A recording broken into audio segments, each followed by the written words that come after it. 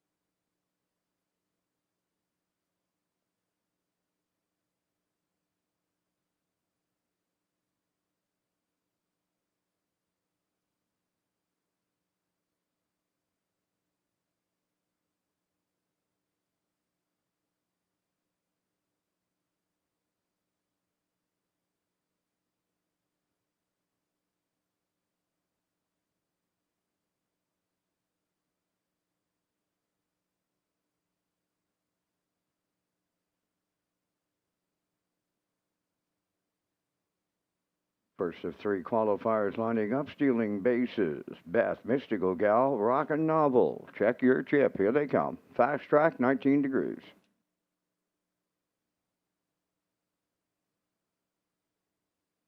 There they go, off and pacing. First one out is Mystical Gal towards the rail. That's stealing bases, and to their outside, that's Check Your Chip third. Fourth one to make the turn is Rockin' Novel, and then the trailer. That'll be Beth. Up the backstretch they go for the first time to the quarter mile, guarding the cone, stealing bases for Wade Myers, the leader.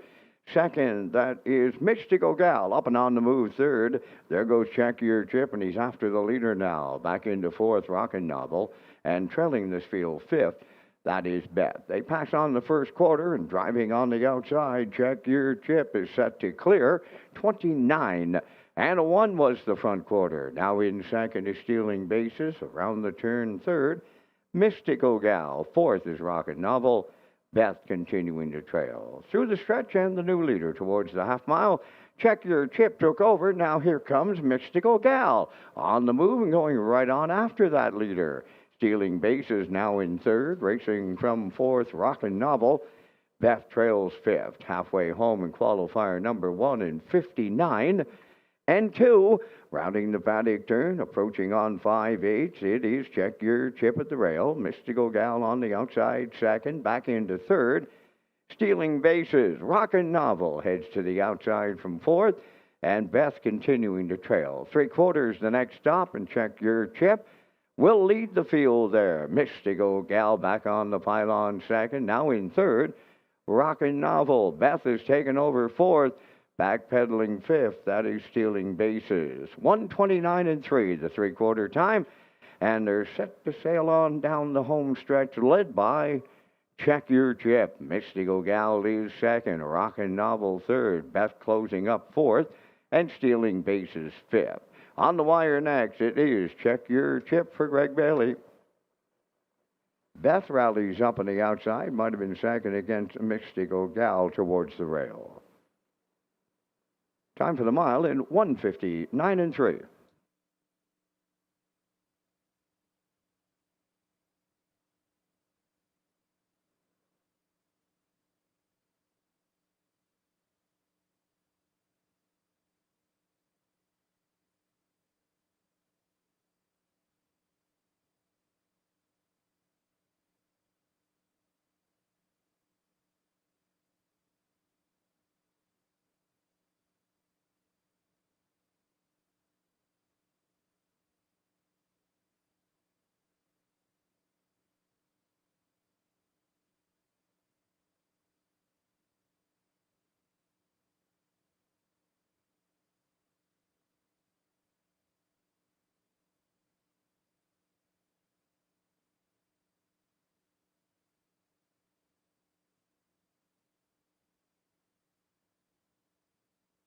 Now the results of the first qualifier. Stealing Bases fifth. Beth was second. Mystical Gal third. Rockin' Novel fourth. Check Your Chip, the race winner. 29 and 1, 59 and 2, 129 and 3, and the mile 159 and 3. In review, it's 5-2-3-4-1. In the second qualifier up next, the 1 entry, My Pocket Rocket, the driver is Gilles Barriel.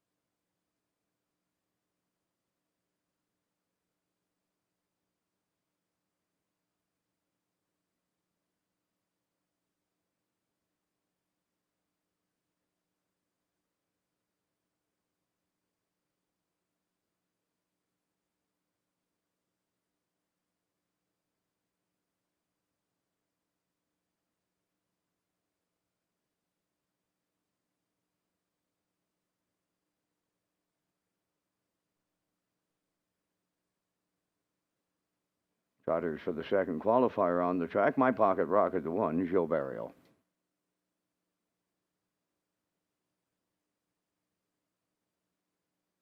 Nickway Rocks at number 2, Miles Heffernan Sr.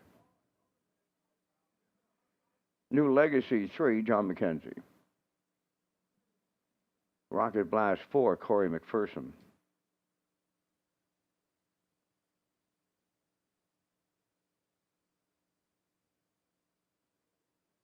Flemstein is the 5, Kenny Murphy.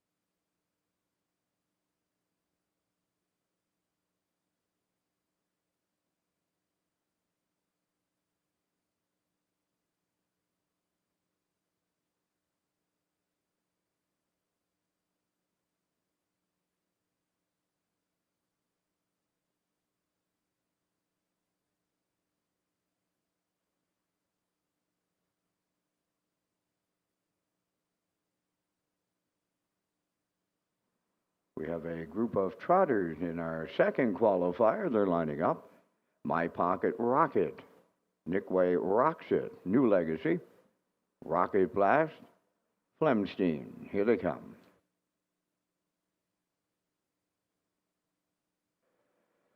There they go, and Flemstein comes from the outside to lead them out. Second into the turn, My Pocket Rocket. Rocket Blast has third.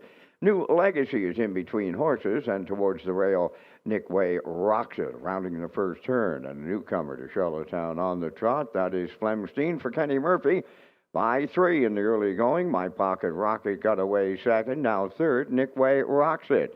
Rocket Blast dropped in fourth, ahead of New Legacy trailing fifth. Over to the first quarter mile on the lead. That is Flemstein, the fraction setter.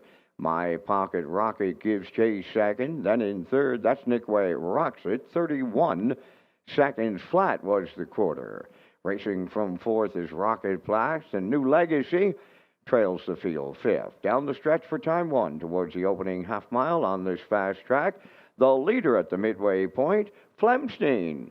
Continuing second, My Pocket Rocket. Then in third, that's Nickway rocks it. Rocket Blast, he's in fourth. And New Legacy continuing to trail. Halfway home in 1 minute and 4, picking up the tempo to 29 and 4 in the second quarter. Onward they go to 5-8. Flemstein will get them there. All alone, My Pocket Rocket is second. Back into third, Nickway rocks it. Now Rocket Blast tips out from fourth. New Legacy continuing to trail on the backstretch, approaching on the three quarters. Flemstein is widening his lead here in the late going. My Pocket Rocket is second. Rocket Blast trots up for third. Back to fourth, Nickway rocks it. New Legacy on the outside. Fifth, three quarters up in 1:31. Eighth of a mile left to trot, and all alone turning for home. That's Flemstein. Rocket Blast is now picked up second. My Pocket Rocket third, with New Legacy and Nickway rocks it. Flemstein will take Kenny Murphy all the way. Rocket Blast rallies in second. My Pocket Rocket third. Time for the mile in 2 minutes and 1/5.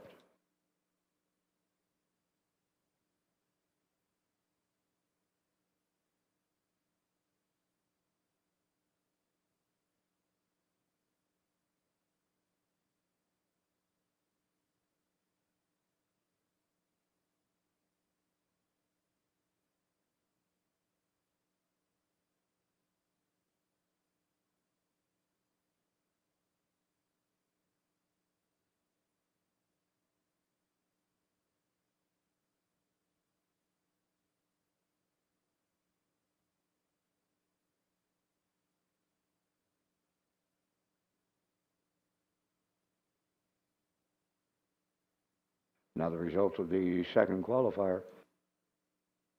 My Pocket Rocket was third. Nickway rocks it fifth. New Legacy fourth. Rocket Blast second. Flemstein, the race winner. 31, 1 minute 4, 1:31, 2 minutes and 1/5. In review, 3-5-4, 2-1.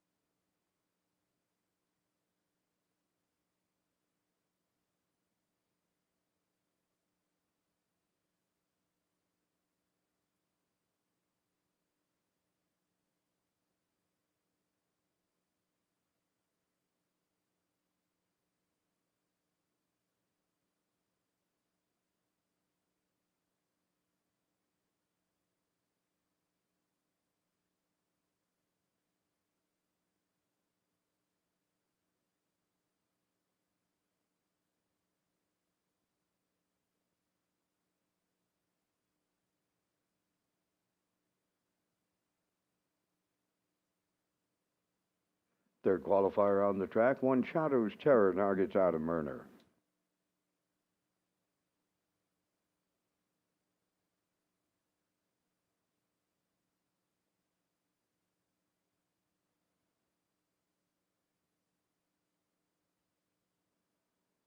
Ready for prime time is the 2, Kenny Murphy. 3, Mr. Riley, Corey McPherson. 4, Dusty Lane Zorro, he's scratched.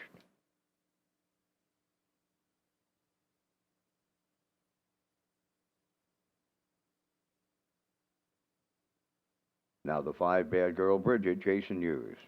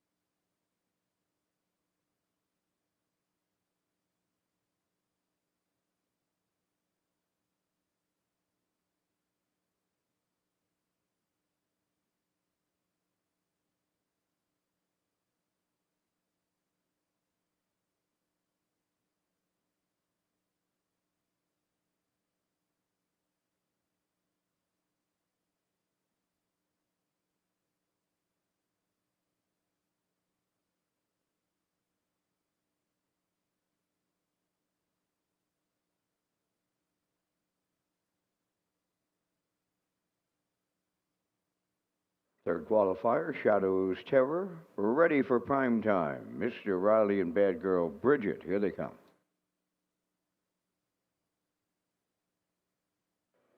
There they go, off and pacing, ready for prime time, the first one out. Second, on the rail, Shadow's Terror, and from the outside, Mr. Riley around the turn third, followed by Bad Girl Bridget in fourth. By the eighth pole, straightening to the backstretch, another newcomer ready for prime time with Kenny Murphy is the leader in the early going. Shadow's Terror got away second, racing from third. That's Mr. Riley and Bad Girl Bridget. We'll watch it all from fourth as they travel on by that first quarter mile. Ready for prime time is the fraction center, 30 seconds flat at the front quarter. Shadow's Terror goes second. A little gap to Mr. Riley in third, with Bad Girl Bridget trailing the field fourth. Positions are unchanged. They're en route now to the opening half mile, led by Ready for Prime Time. He's halfway home in the final qualifier. Second, that Shadow's Terror. Then third, Mr. Riley. And Bad Girl Bridget, the trailer, fourth. At the midway point, Ready for Prime Time had the lead at that station in 60 seconds flat. So a pair of quarters in 30 seconds. They'll move over to the 5-8. Ready for Prime Time, leading Shadow's Terror. Third is Mr. Riley, and Bad Girl Bridget continuing to trail fourth. The three quarters up and coming. Ready for Prime Time at the rail. Here's Shadow's Terror now coming to the outside, and he takes over the lead with a quarter of a mile to go. Mr. Riley continuing third, and Bad Girl Bridget fourth. Three quarters in 1:30 and 4. A little more than an eighth of a mile to go, and opening up in the late going is Shadow's Terror. Mr. Riley has taken over second. Bad Girl Bridget about to be third. Ready for Prime Time now fourth. Final qualifier on the fast track. It'll go to Shadow's Terror and Adam Murner. Mr. Riley second. Bad Girl Bridget will finish third. Time for the mile in 1:59 and 2.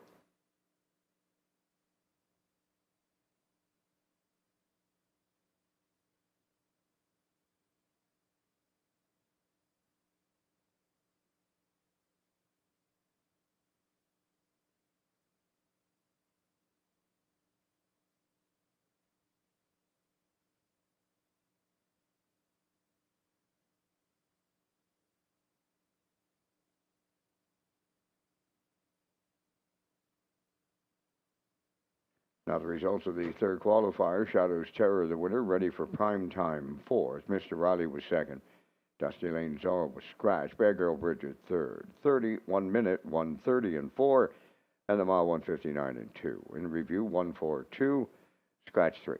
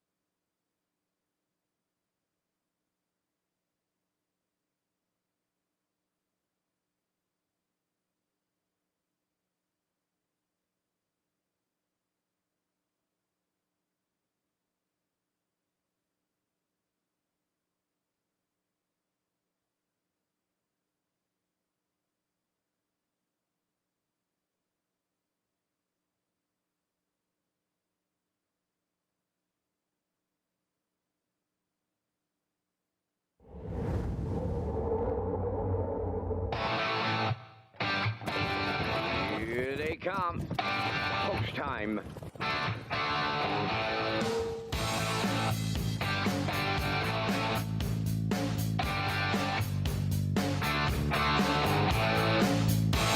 Deep stretch now. Shut the camera up.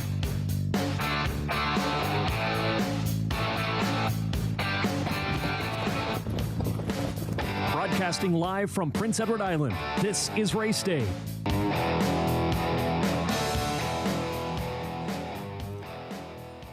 Well, we got another beautiful day weather-wise here on Prince Edward Island, so it should make for a great night of racing. About 21 degrees in the car when I was driving over the bridge here, coming to the track, and so we got fast track conditions, blue skies.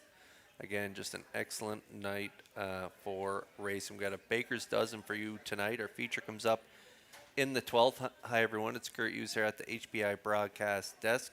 We'll get to Vance Cameron. He's calling all of the action tonight. We'll get to him in just a moment. We'll run down the feature here. Nothing But Finesse has the rail for Mike Downey. Blood Money from Post 2 for Gilles Barrio. Get Wings, fresh face here on the island. The new kid in town. He is Post 3 for Mark Campbell. B2B, last week's winner, has Post 4 for Hughes. Twinbee, Tough Enough from Post 5 for McPherson. And Kenny Murphy gets the mount aboard T.H. Boomtown, who raced really well in his first start off the bench, but he is the outside. Tough assignment for him on the outside of the gate. It sets up to be a dandy feature. More on Get Wings in just a few minutes, but for now we'll send it upstairs to Vance Cameron for all of tonight's program and equipment changes. Vance. Thank you, Kurt, and good evening, ladies and gentlemen, and welcome to the Redshores Racetrack and Casino at the Charlottetown Driving Park for tonight's racing program. It's event number 12 of the meeting. Fast track conditions, 19 degrees Celsius the temperature at this time in Charlottetown. The track condition is rated by the officiating members from the Maritime Provinces Harness Racing Commission. Tonight, the senior judge, Mr. Kent Butler. The associate judges are Mr. Gary Devine and Mr. Derek Quinn. Now here tonight's program and equipment changes. First change, go to race number 3. In the third race, number 3, Chacon, adding brace bandages behind. Turning over to race number 4, the 2-entry Millennium Sealster going from open to a blind bridle.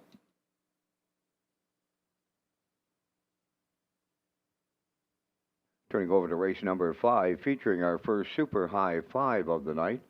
In the 5th race, number 6, Power of 4, adding a tail tie.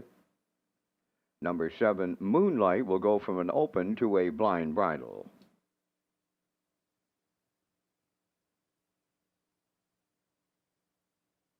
Next change, go to race number 9. In the 9th race, number 6, Saltwater Captain, removing the Murphy blind.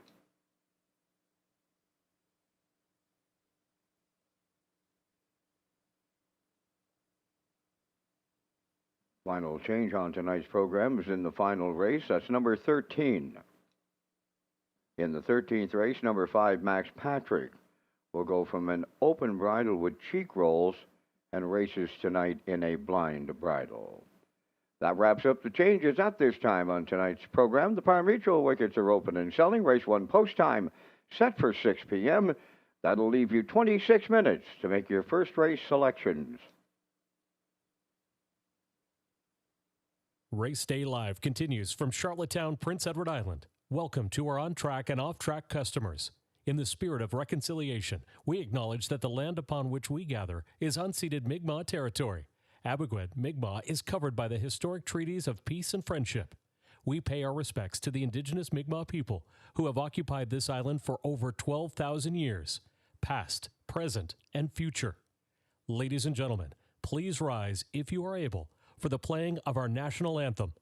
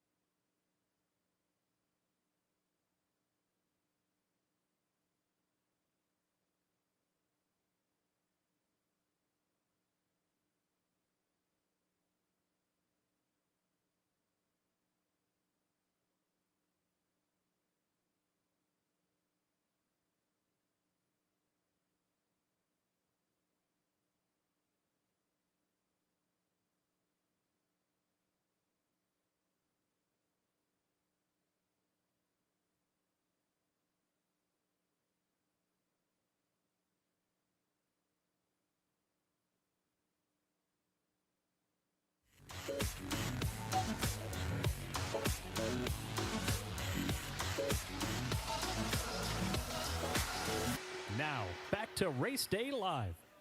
Good evening and welcome back to Race Day Live. I'm your host, Kurt Hughes, here at the HBI broadcast desk. Vance Cameron will be calling all of the action tonight. We got a baker's dozen for you, and if you're just joining us, our feature comes up in race 12, and we got a new kid in town for our feature race tonight, and it is the 3-entry Get Wings 4-year-old by Better's Wish. Mark Campbell will drive tonight for trainer Von Doyle, who took over the training duties from Paul McKenzie, who was the trainer on him in Ontario. He raced good in Ontario since moving into the McKenzie stable.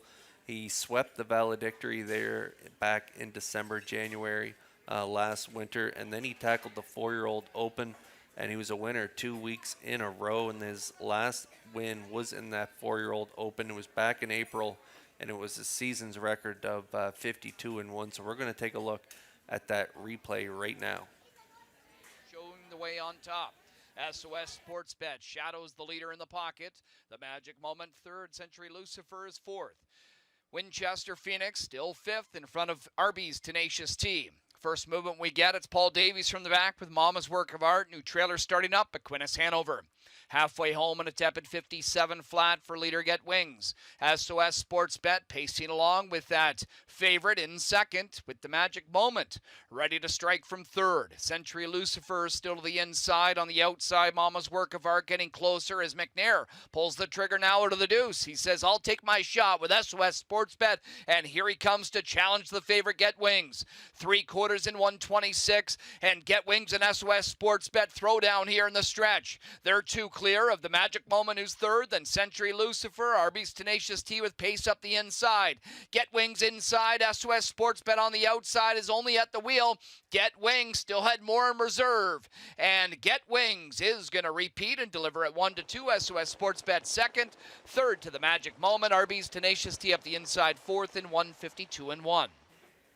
It was an excellent effort, like I said, on the good track, and as you could see, it was not very good. There was a downpour that evening, and he was put on the front end, half in 57, back half 55-1 as he turned away McNair there in the stretch. It was an excellent effort from Get Wings. I'm going to take the look-see approach. I'm going to wait 1 week and see how he gets along in his first start here on the island. So I left him off my ticket. I'm going with B2B because Hughes and B2B, they were just so good last time out, winning in 52-3, and he was under wraps in the stretch. He looked like he could have went in 150 last week, so we'll see how he does here tonight. He's going to leave outside Get Wings. He is post 4 for B2B. He's a morning line choice, so I'm going to go to B2B this week. Get Wings, though, as you can see right there, he was good on the front end, and so we'll see what Mark Campbell decides to do, but he does have a license to go with that mark of 52-1, and his last effort was on May 16th, 51-1. But now that's about 3 weeks ago, and so we'll take a look-see approach here tonight for me.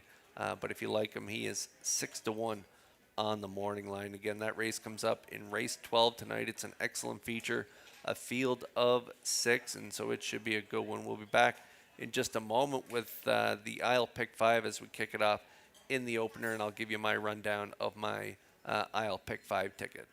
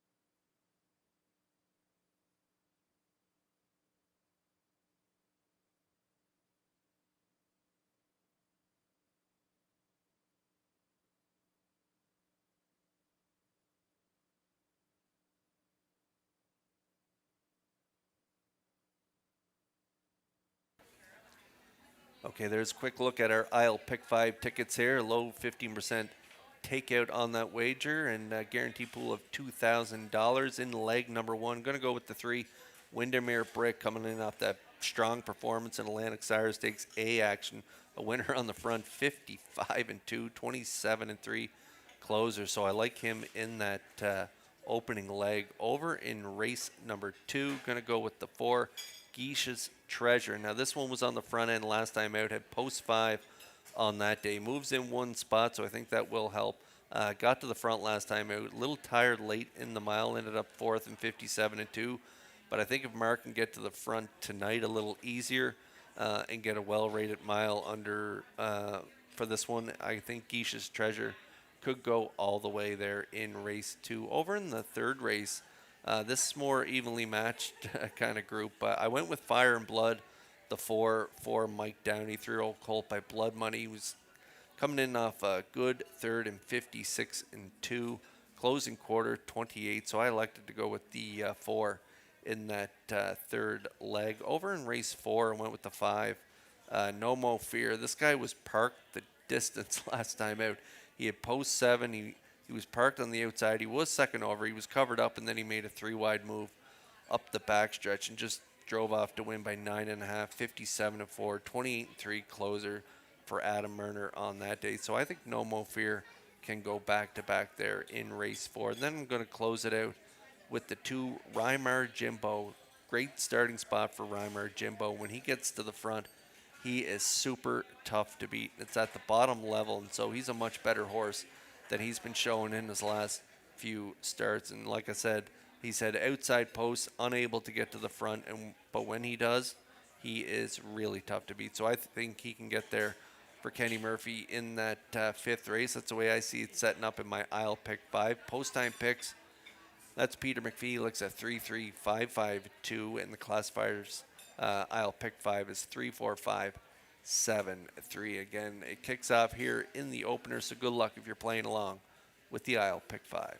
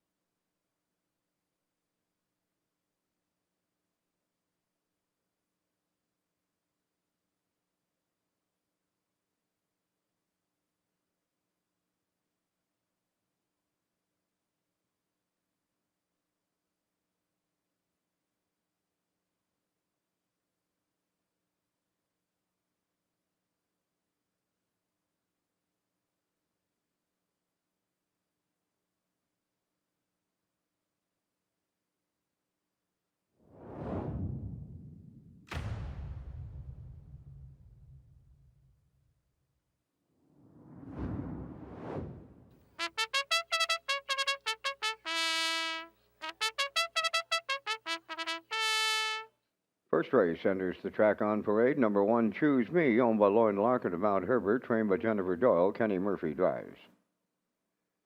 Bet on Evil 2, owned by Mark McDonald, Bennett McKinnon, Josh McDonald, and William McDonald, trained by Mike McGuigan, Jill Barrio. Windermere Brit number 3, owned by Dads Without Abs of Fredericton, trained by Kyle Williams, Paul Langell. Goose Commander 4 is owned by Donald McCrae of Vernon Bridge, trained by Ashley Gamester and driven by Jason Hughes. 5 is Tobin's April Fool, Brady Sweet driving for owner-trainer Jeff Wallace, Elmsdale. Starship Sharky is 6, owned by Claude Poitier, trained by Earl Watts, Adam Murner drives. Ocean View Lou number 7, owned by Ian Smith of Stratford and Tom Weatherby of Charlottetown. Tommy does the training, Brody McPhee drives. 8 is McLovin, owned by James Perot of Stratford, trained and driven by Kenny Arsenault. 5 minutes to post time. Welcome to Race Day Live and our 13-dash presentation from Red Shores, Charlottetown. Kurt Hughes is at the HBI broadcast desk with the top contenders for race number 1.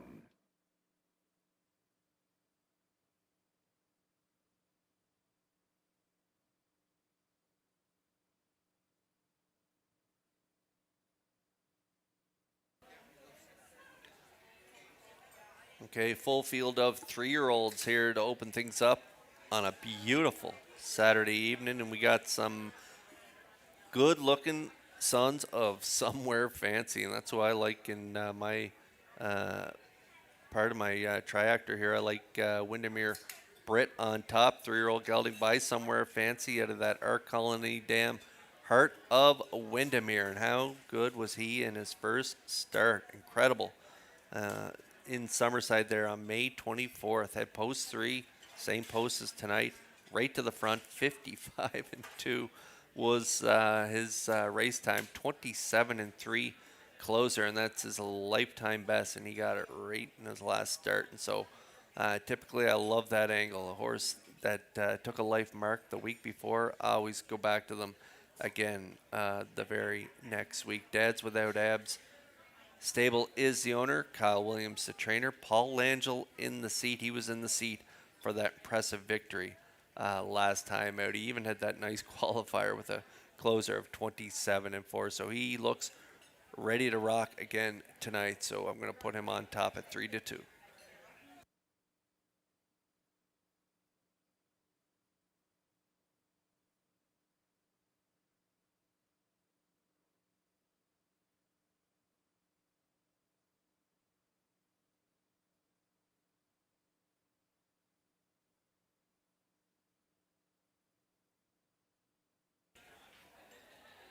And from one son of Somewhere Fancy to another, Starship Sharky, Claude Poirier, he's the owner breeder.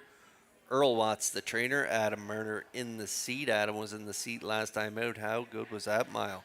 It the 2-hole on that day, ended up in that pocket ride for a little bit, and then when they vacated the 2-hole and Adam put the pedal to the metal, did he ever respond? Driving off to win by 14 lengths, 56 flat was the mile. Closing quarter, 28-2. He's been really good since returning to action this year. And so his sophomore campaign is off to a flying start with 2 wins out of 3 starts. And so we'll put him in there for the deuce. I don't think he can beat the 3, but I do think he can rally to finish second. I think Windermere Brett will probably cut the mile for Langell like he did last week. But Starship Sharky probably going to try and map out a second over trip. There's a lot of live possibilities for some flow. So I don't think the flow will be something that will hinder his possibility of hitting the exactor. And so that's the way I see it setting up here for Starship Sharky and Murner. Currently a long shot at 19-1.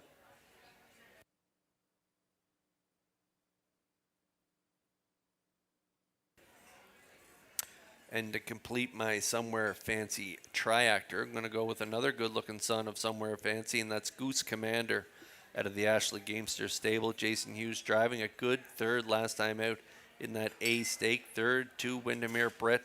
Third by 5 1/4, 56-2 race time, 28-1 closer. I like the way he finished his year last year. He had a win there, 57-2 in a grassroots Joe O'Brien stake, and then he closed it out with a good 2-hole ride, finishing second to Woodmere Kobe in the Maritime Breeders. And so he was put away really nicely last year, made over 20,000, and so he's coming back even better this year with a couple closers in 28 and change. So I like him right there in the middle of the gate from Post 4, Goose Commander, owned by Donnie McCrae of Vernon Bridge. Another long shot play at 16-1.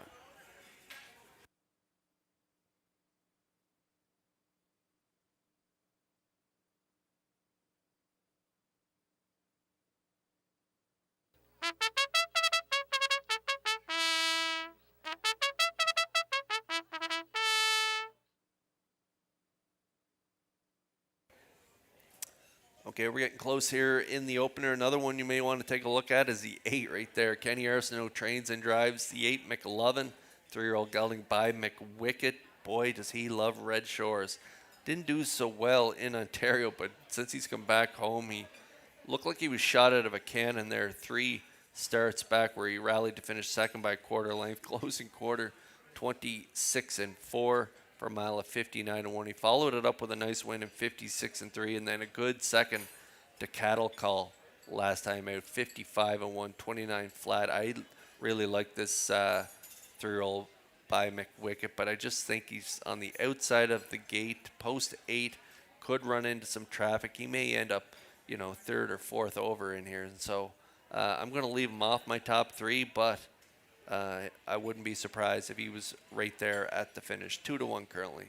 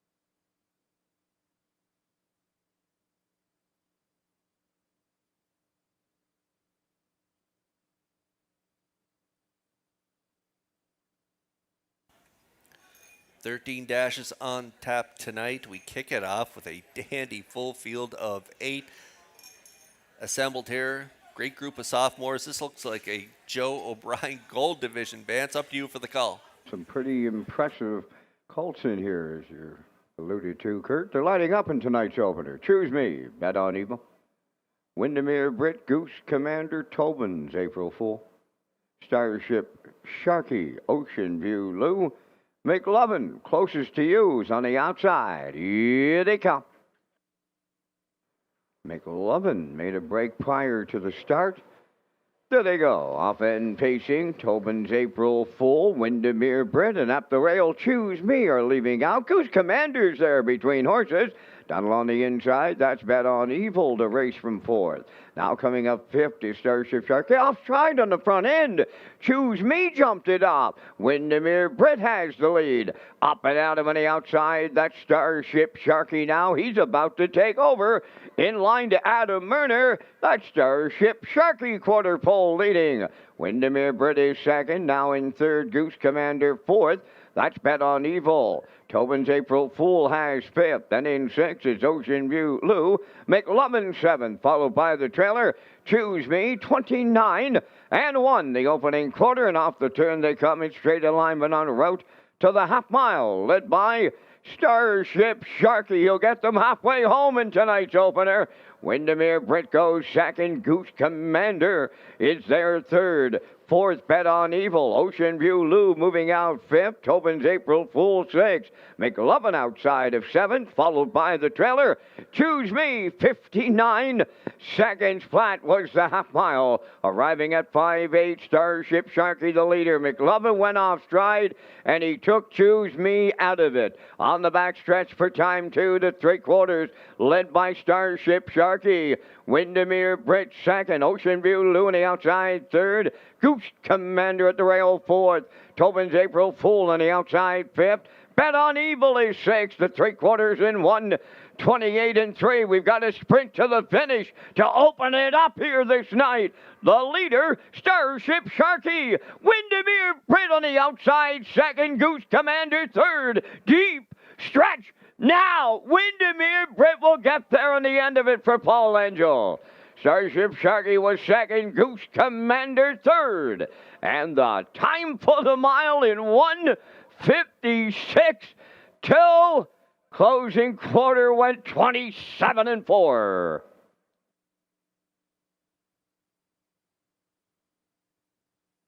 There is a judge's inquiry underway in race number 1. It involves a break on number 8, McLovin, at the 5/8.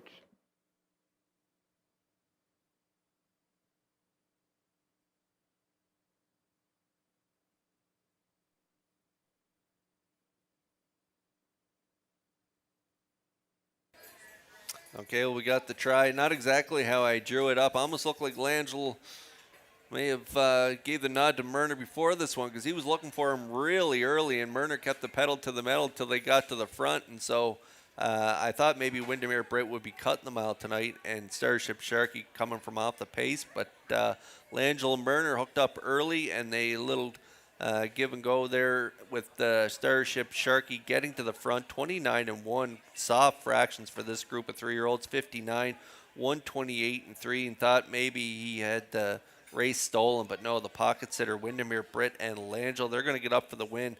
Closing quarter in the race was 27 and 4, and the 3 getting home a little better than that. Another impressive win for Windermere Britt, the son of Somewhere Fancy, gets it done here in the opener, and we'll see them back in the Crown Rust Protection Winner Circle next.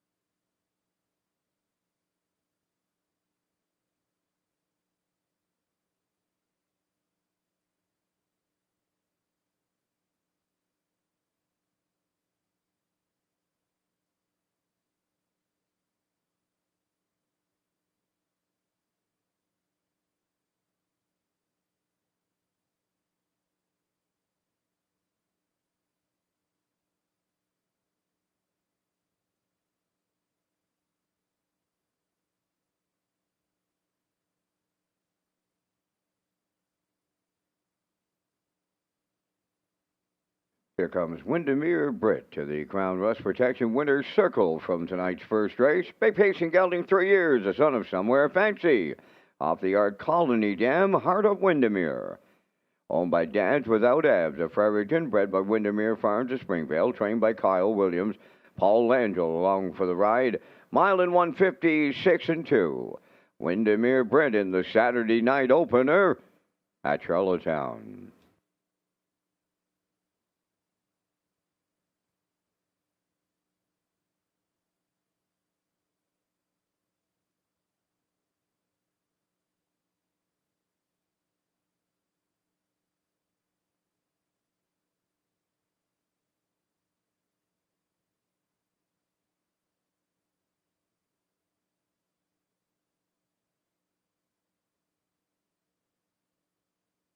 Results of the first race judges' inquiry. Number 8, McLovin, finished 7th and will be placed 8th for interference on the break, causing interference to 1, Choose Me.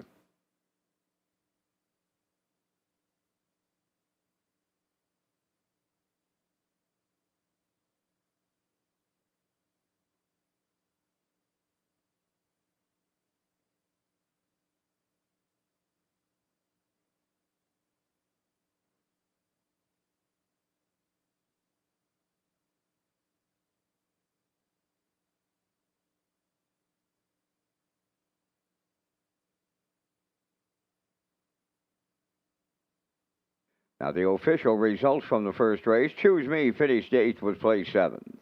Bet on Evil 5th. Windermere Brent, the race winner.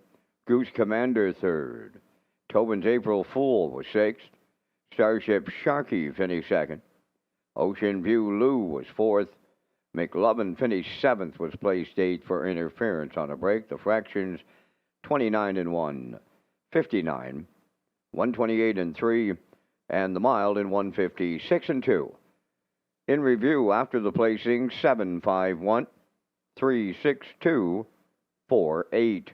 Windermere Britt paid $310 to win. The exactor 920, triactor was 2760, and the superfecta 1610.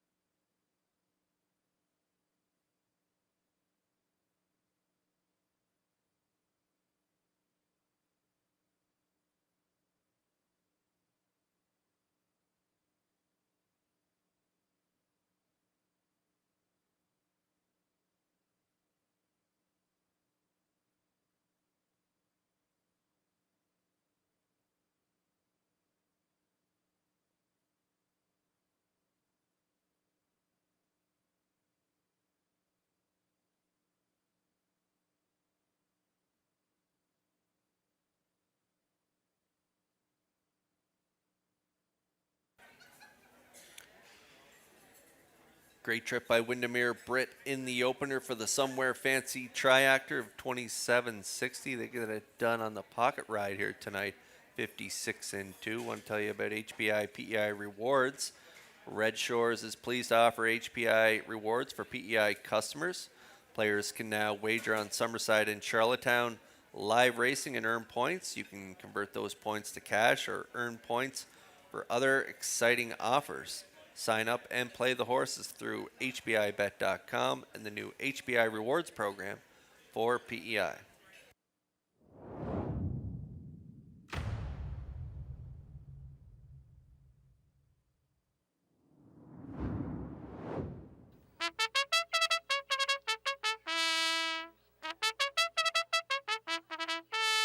Second race on parade, number 1 Raising Sand, owned by Todd Walsh, Sean McAdam, Lance Jones, and Donnie McFadden, trained by Todd Walsh. Tonight, Adam Murner drives. Big Bad Bruiser, number 2, owned and trained by Neil Bamberg of Charlottetown, Corey McPherson. Redland Samson 3, the owners are Donnie Smith, Troy Cudmore, Roderick Gillis, and Paul Hogan. Cliff Murphy does the training, Kenny Murphy drives. Keisha's Treasure 4, owned by Blaze Rogerson of Trackety Cross, trained by Brendan Mullen, Mark Campbell. 5 Doc Darrell, owned and trained by Morgan Shepard of Brackley, Colin Shepard driving. 5 Star Dragon 6, Von Doyle of Charlottetown is the owner and the trainer, Jason Hughes aboard. 5 minutes, now down to 4. 4 minutes wagering time on the second race. We're just 1 week away from the Cecil Ladner Memorial, and is proudly presented by the Ladner family and Ladner Source for Sports. Yeah, Vance, just 1 week away. I always look forward to that first invitational, or first look at the invitational horses that are going to compete this summer. We got an excellent feature tonight, and you're going to get a glimpse of who will be competing next week in that Cecil Ladner Memorial, because we got an excellent field of 6, and I hear there's more fast horses coming. So looking forward to next weekend with the Cecil Ladner Memorial. Race 2 starters, they are on track. We're about 4 minutes away from post time, and Geisha's Treasure going to be my top pick in this second race out of post 4 tonight for Mark Campbell. Brendan Mullen is the trainer on the 4. Geisha's Treasure. Blaze Rogerson of Trackety Cross is the owner. They tried to get to the front and cut the mile last week from post 5. They were stung early though, 28 flat. They were parked to the opening quarter, 57-3, 127-3, and they got a little tired late in the mile. Ended up race time to 57-2, closing quarter 29-4. And so I think this horse will be a little better here tonight. Another crack at this 951 class, and so he couldn't get it done on the drop-in class last week. I think he gets it done this week. He gets a little post relief, and there isn't a ton of early speed, so I think Geisha's Treasure will be on front maybe before they even hit the turn. And so I think that will be Campbell's move here tonight. I think that'll be his first game plan anyway. And I think if he gets a breather in the middle portion of the mile, I think this horse can go right down the road. So we'll put him on top at 1-5.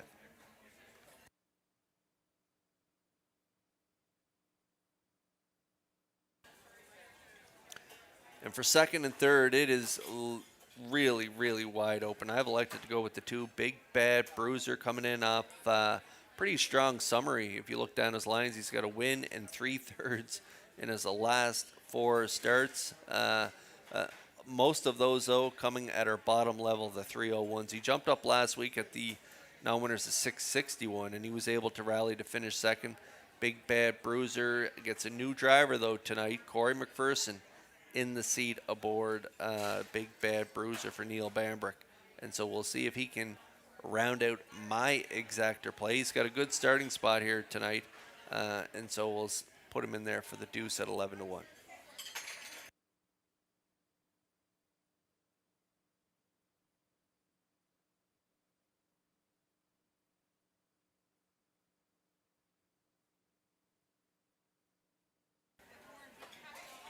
And for third on my ticket, I'm going to go with Redland Sampson. I like the closing quarters on this guy. 28-4 last week, 29-1, 2 starts back, 28-4, 3 starts back, all at the 13-01 level. And so he's dropping down here to the 951s. Redland Sampson out of the Cliff Murphy stable. Son Kenny Murphy in the seat. And so on the drop-in class, good starting spot, good closing quarters. I think he could round out the top 3. He's probably going to get a trip mid-pack and then maybe pass 1 or 2 getting home to complete my triactor. That's the way I see it setting up here in race 2. 8-1 currently if you like him to win.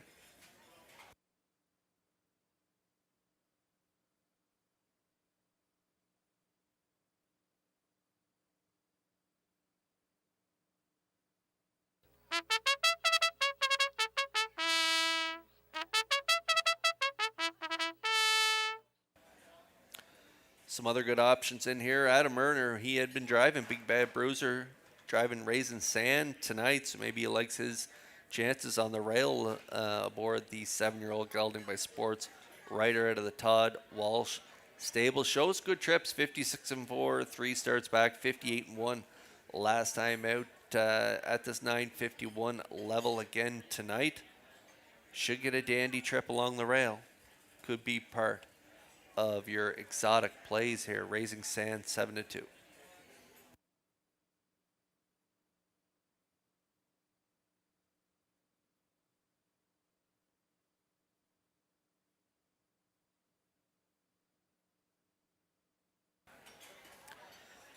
Going to be tough to crack the top 3 for the outside 2 horses. Doc Darrell, he's coming in off a win, 59-4.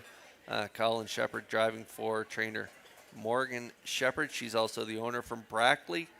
And so they're moving them back up in class. They were at the 951s in their first 2 starts, post 8 on both occasions. Were able to finish 4th there, 3 starts back, 2 minutes 1/5. So maybe if you're playing the superfecta, Doc Darrell could be a good option. Or the 6 5-star Dragon coming in off a nice trip in 57-4 out of the powerful Von Doyle stable. 7-1 currently on the 6.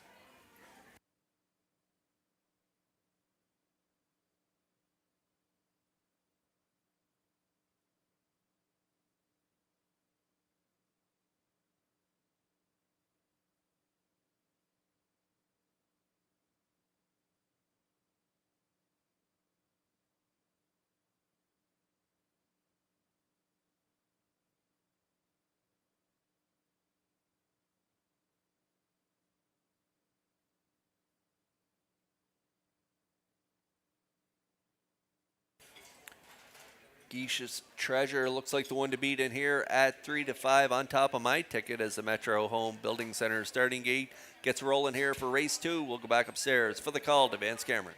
Raising Sand, Big Bad Bruiser, Redland Sampson, Geish's Treasure, Doc Darrell, and 5-star Dragon are at the top of the stretch.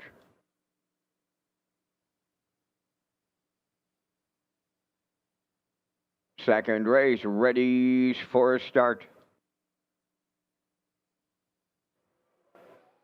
Often facing Geish's Treasure leaving out. Raising Sand along the rail second. Big Bad Bruiser drops in to be third. Redland Sampson around the turn 4th. Doc Darrell away 5th. And 5-star Dragon 6th. Straight alignment at the 8th pole. And Campbell made the lead aboard Geish's Treasure. And they're quarter pole bound.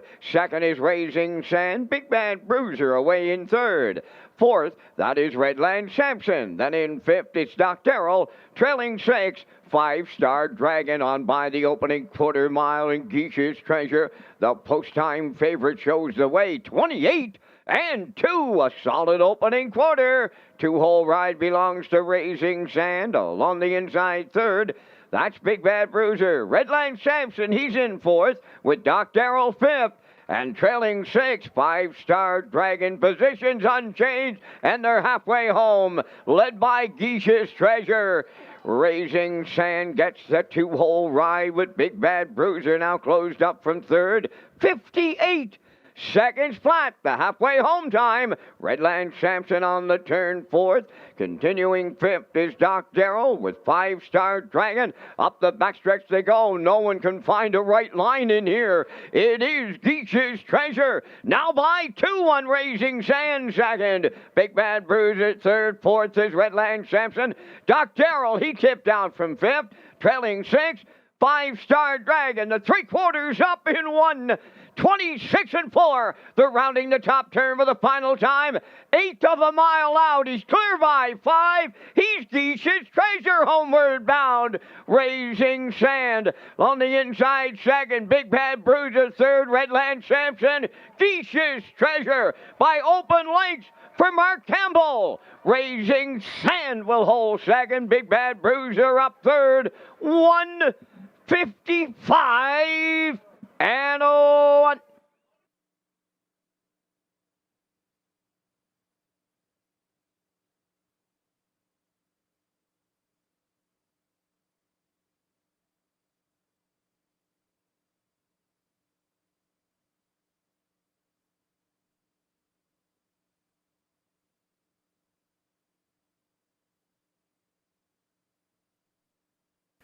Yeah, I figured he'd make front easy here tonight. He was on front, like I said, before the turn, and when you're racing on a half-mile track and you got to fire them up so much, leaving, it's so great when you get to the front early. You're able to tap the brake pedal so much earlier and rate them so much better in that the end of the first quarter into the second quarter, and that's exactly what Campbell did. He got up to the quarter 28 and 2, but he had that nice second quarter breather like we thought he would. 58, and then he unleashed him at 5/8, put the pedal to the metal. 126 and 4, nice trip. 155 and 1 for Geach's Treasure here in race 2, just a fifth of a second off his personal best, and so a big effort from him in race 2 here as he get another crack at that 951 level. He did make no mistakes here tonight, getting the job done, and we'll see him back in that Crown Rust Protection Winner's Circle next.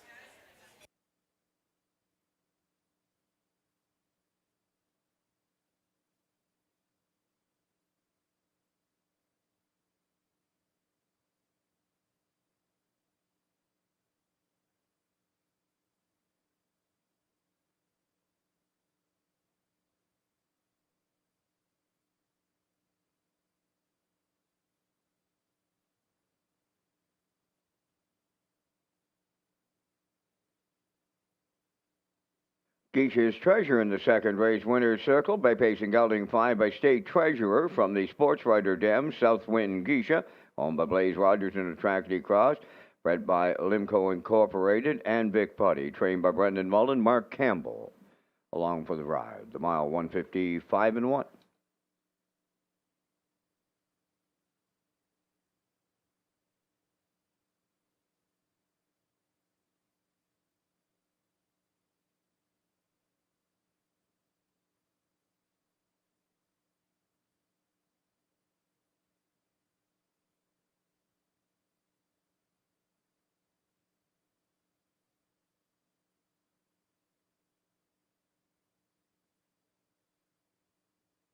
This race replay is brought to you by Symes Horse Transport. Based in Nova Scotia and with over 20 years of experience, Chucky Symes would welcome the opportunity to transport your horses when you need them moved.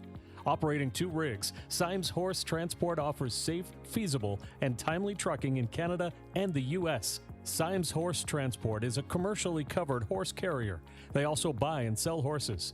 To book a stall and to get a quote, call or text 902-664-7086 or email st.symes@gmail.com. Good luck racing. Now the official results from the second race. Raising Sand was second. Big Bad Bruiser third. Redland Sampson fourth. Geach's Treasure, the race winner. Doc Darrell finished fifth. Five-Star Dragon was sixth. The fractions were 28 and 2. 58. 126 and 4, and the mile in 1:55 and 1. From the top, your program reads 234-156. Geach's Treasure paid $250. The Exactor $460. Triactor $1680. The Superfecta was $258, and the Early Daily Double $390.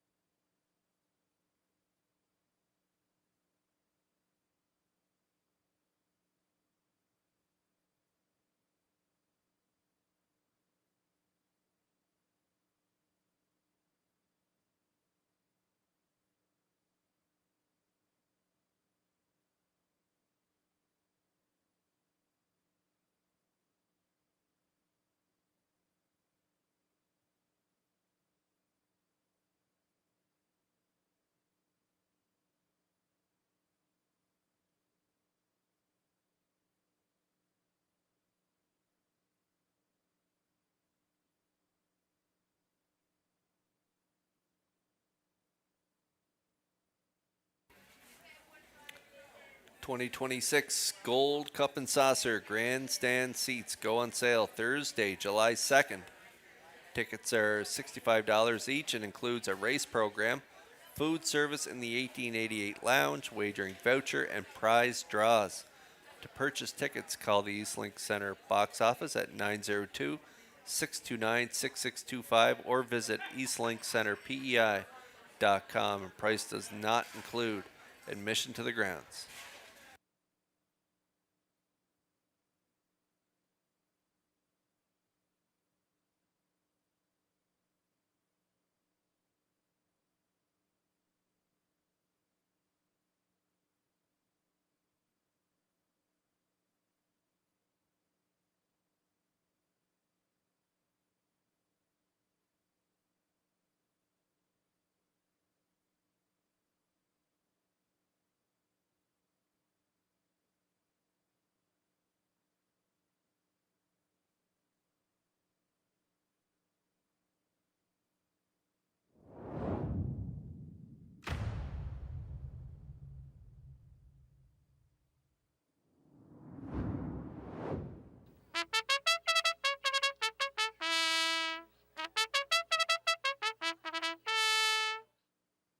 Third race on Post Parade, number 1, Rosie's Mighty Mo, owned by Heather and Melvin Gamester. Melvin does the training. Gilberto drives. Red Eye to Shanghai, number 2, owned by Wade Myers and Jack Matheson of Charlottetown. Wade trains and drives. 3, Chacon, owned by Walter Daigle of Inverness, Nova Scotia, trained by Morgan Shepard. Colin Shepard aboard. Fire and Blood, number 4, owned by Dr. Mitch Downey of St. John, New Brunswick, trained by Ellen Stevenson. Mike Downey driving.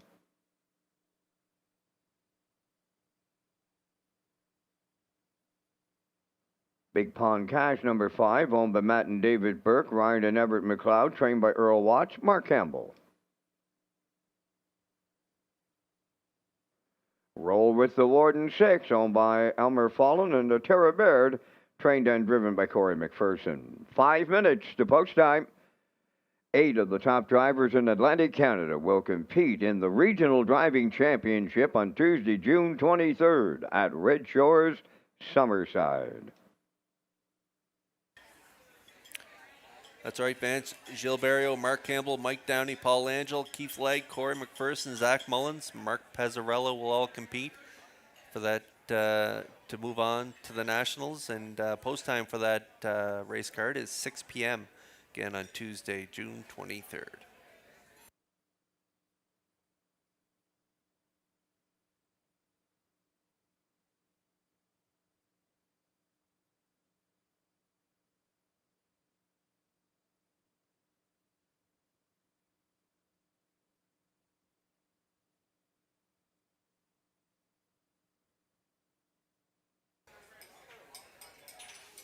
What a looker this guy is. 4 minutes away from race 3, and this is the 4 Fire and Blood, 3-year-old colt by Blood Money.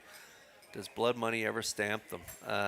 This one out of the Ellen Stevenson barn, and Mike Downey will do the driving. And this guy, 3rd last time out in an overnight event, 56-2, in behind Gigi's Dream and Tahoe Sealster. A couple of nice horses that this guy was 3rd to last time out. He raced really good in that Atlantic Sire Stake A division. He was on the front end, ended up finishing 4th, but in against some really sharp 3-year-olds. 57-4 was a mile, 29-2.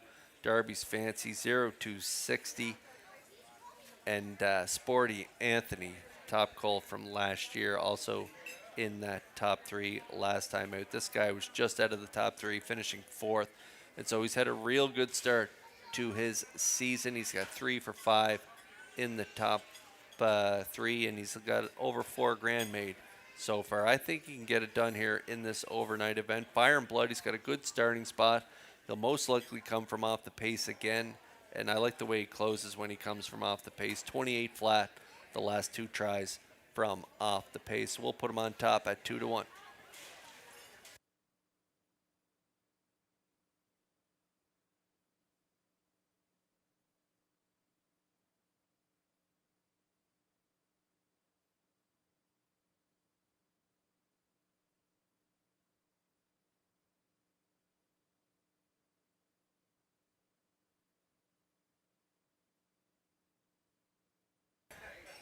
This guy will be tough to beat in here. Big Pond Cash, 4-year-old by Peng Shui, owned by Matt and David Burke and Everett McLeod. Earl Watts trains. And Mark Campbell in the driver's seat. This guy was swinging on the front end 3 starts back in his first start off the qualifier, and he just got nipped at the wire by TH Spiky Mikey in 56-4. Closing quarter on that day, 29 flat. He followed it up with a real good effort the very next week, finishing second by a nose again to Tahoe Sealster, 56-1 race timed in last quarter, 29-3. Raced pretty good last time out, finishing third, 57-1. Again, another closer of 29-3. I think Mark will be aggressive with him here tonight. There isn't a ton of gate speed to his left, and so I could see him shooting right to the front. And again, if he gets that nice breather like he did in that first start back of maybe 58-4, he may be able to go the distance here tonight. But he is up against a strong 3-year-old in Fire and Blood, and so I see him getting to the front and getting nipped by Fire and Blood down the stretch. So I like Big Pond Cash for the deuce in here, and he's currently 6-5 on the board.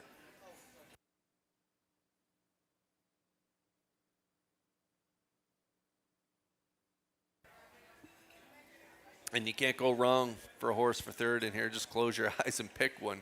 They all got a lot of talent and could round out the try. I've just gone to the 1, Rosie's Mighty Mo. Always good closer and has the pole position, so not a ton of gate speed, and so the rail will really help this guy on this track. And so off that second place first last time out, 57-2 off the qualifier, I have to think he could be part of this top 3. It was a ground-saving trip. He had post 4, got away in the 5-hole there and scooted up the cones for that second by a length finish to Metaman on that day. But Metaman was placed back, and so he was placed the winner. A great effort, 57-2, like I said. Big effort for the Rosie's Mighty Mo on the rail, and Barrio out of the Mel Gamester stable, currently 3-1.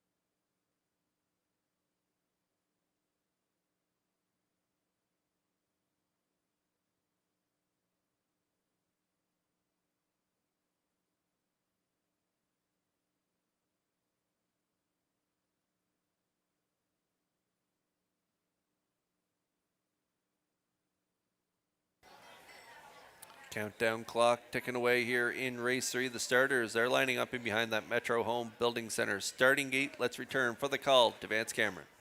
Rosie's Mighty Mo, Red-Eyed is Shanghai Chican. Fire and Blood, Big Pond Cash, roll with the Warden. Top of the stretch.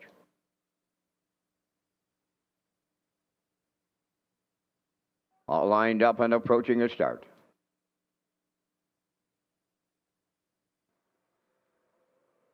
Rough and pacing, Fire and Blood is leaving out to his outside. Big Pond Cash along the rail, Rosie's Mighty Mo. Chican is fourth. Then the fifth one, Red Eye to Shanghai, and a roll with the Warden. Will trail early. They arrive at the eighth, and here comes Big Pond Cash and Mark Campbell to clear the lead. Second, that's Fire and Blood, racing from third, Rosie's Mighty Mo. Fourth at the rail is Red Eye to Shanghai. Then fifth on the inside is Roll with the Warden, and Chican, he backed up to trail, maybe in a little trouble here at the back. On by the first quarter mile, and up front is Big Pond Cash, in line to Mark Campbell in 28 and 2. Second, Fire and Blood. Third, that's Rosie's Mighty Mo. Red Eye to Shanghai fourth.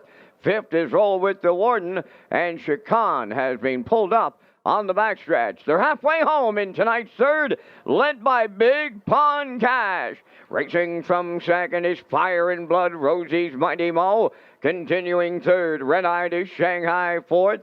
Now trailing fifth, Roll with the Warden, 57 and 1 was the half mile. We're down to 3/8 to go. Big Pond Cash, the leader on Fire and Blood. Rosie's Mighty Mo third. Red Eye to Shanghai, he's in fourth. Roll with the Warden fifth. Here comes the three quarters. Big Pond Cash, the leader there.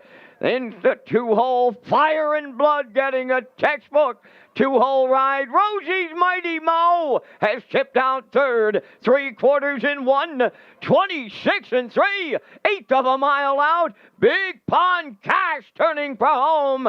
Rosie's Mighty Mo on the outside looking for the upset. They're in deep. Stretch now. Rosie's Mighty Mo. Fire and Blood's coming back on. Rosie's Mighty Mo has done it again for Berrio. Second, that's Fire and Blood. Big Pond Cash races for third. And the time for the mile,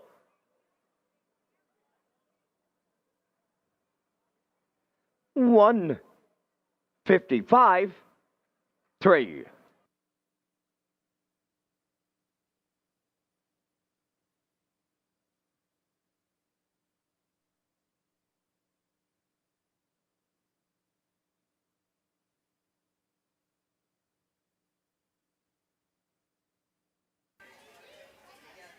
Okay, the two closers got the better of Big Pond Cash in here. I thought Fire and Blood may be good to go and get the job done, especially when he got that pocket ride here tonight. Big Pond Cash, 28 and 2. I thought that half was a little stiff for him here tonight, 57 and 1.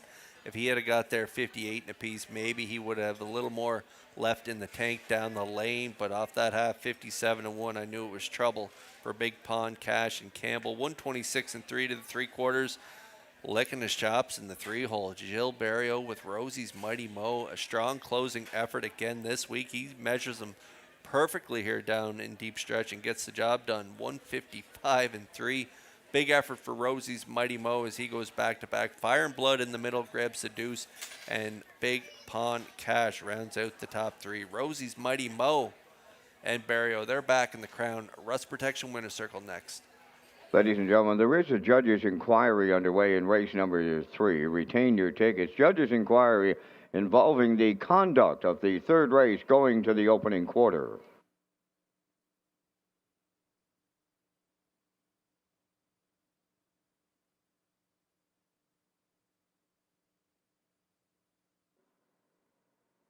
About to enter the Crown Rust Protection Winner's Circle in the third, number 1, Rosie's Mighty Mo. Pacing Greg Elding 5 by Ultimate Luck from the Paris Dexter Dam.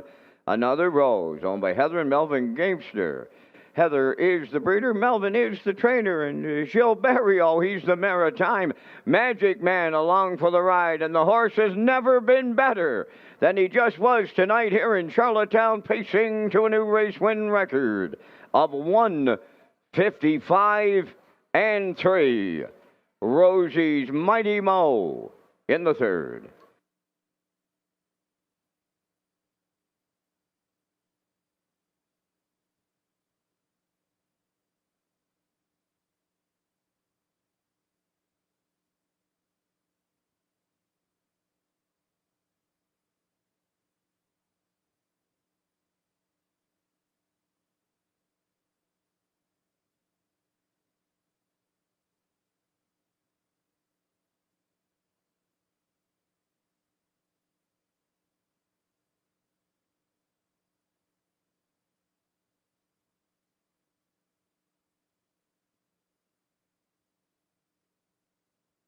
Results of the third race judges' inquiry, no violations.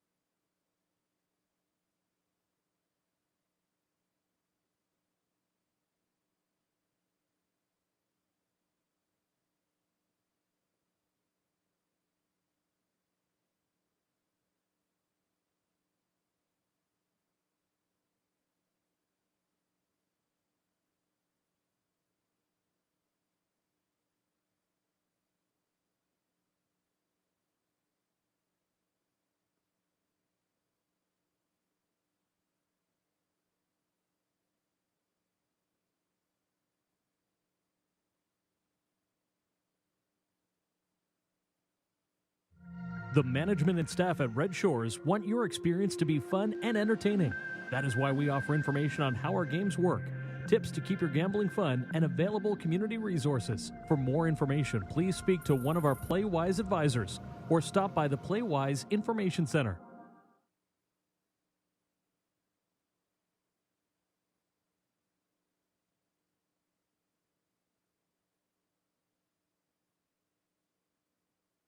Now, the official results from the third race. Rosie's Mighty Mo, the race winner. Red Eye to Shanghai, fourth. Chican did not finish, had broken equipment. Fire and Blood was second. Big Pond Cash, third.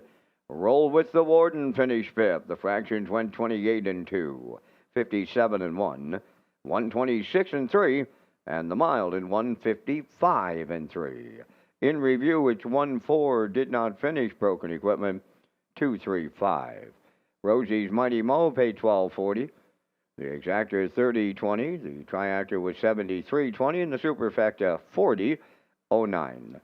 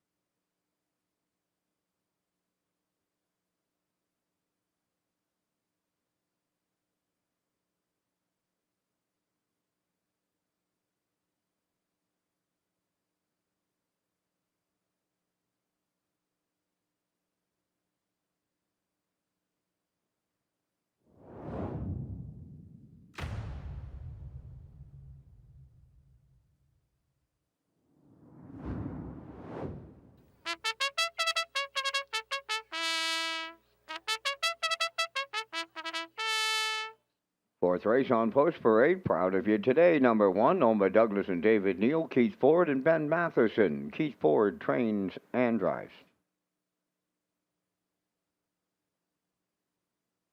Millennium Sealster 2, owned by Emma Christoforou from Moffat, Ontario, trained by Nick Oakes. Tonight, Kenny Murphy. Shadows in the Night, number 3, owned by Peter and Don Smith and Gerald Morrissey. Trained by Kenny Arsenault, driven by Corey McPherson. For George's Credit, owned and trained by Philip Kelly of North Wiltshire, Paul Langell drives.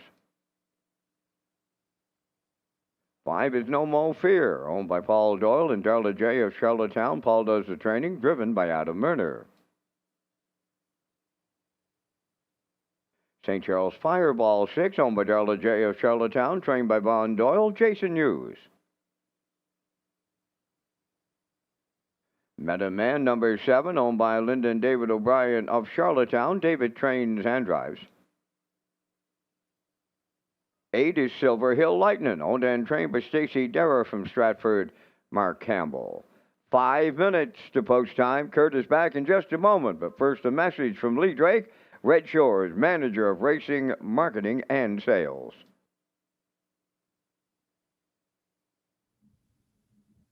Changes to the Gold Cup and Saucer Post Parade for 2026. Yes, that's true. Still going to have all the great components of this greatest show in harness racing presented by Atlantic Lottery. But over the years, we've heard some concerns about the horses being out there too long, or maybe some safety concerns for the horses and the drivers. And you know that safety is our number 1 priority. So this year, the horses will come out of the paddock while the Island Hymn is being sung. They will go single file down the backstretch, and they will get introduced under that famous spotlight. Then they'll make their way back to the care teams and the Red Shore security team in the paddock area under the direction of the Maritime Provinces Harness Racing Commission. And while everyone else gets introduced, then they'll come back out on the racetrack, do their warm-up, and make their way to the starting gate. It's all about safety. The greatest show in harness racing, the Gold Cup and Saucer, presented by Atlantic Lottery. We look forward to seeing you in 2026.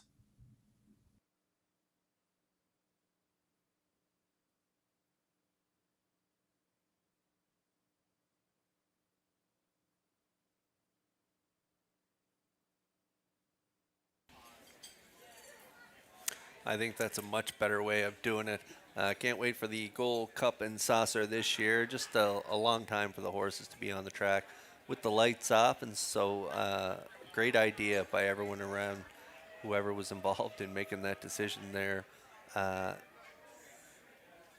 for this year's Gold Cup and Saucer. Again, just can't wait for it coming this August. And we're taking a look at race 4 starters right now. We're about 3 minutes away from post time. We got exactor, triactor, superfecta wagering. We got the wild horses tag. Jackpot is $25. I'm going with the 5. No Mo Fear. Paul Doyle and Darla J, they share ownership. Paul's the trainer. Adam Murner in the seat. This guy raced super last time out. Hit post 7. Yeah, you're looking at a horse that was parked the entire mile. Those circles next to those numbers, that means he was parked. And he had a good covered up trip, though. He was second over and was able to tip 3 wide. And when Murner moved him, did he ever gobble up Racetrack, winning in 57-4, closing quarter 28-3. And that was at the drop down to our bottom level. Now winners at 301. And so he's moving back up a level here. Now winners at 651. Last 4 for No Mo Fear. A little better starting spot this week as well. And so I'm putting him on top of the try. He'll probably get a similar trip, maybe second over again this week. Currently, though, 3-5, short price for the 5. No Mo Fear.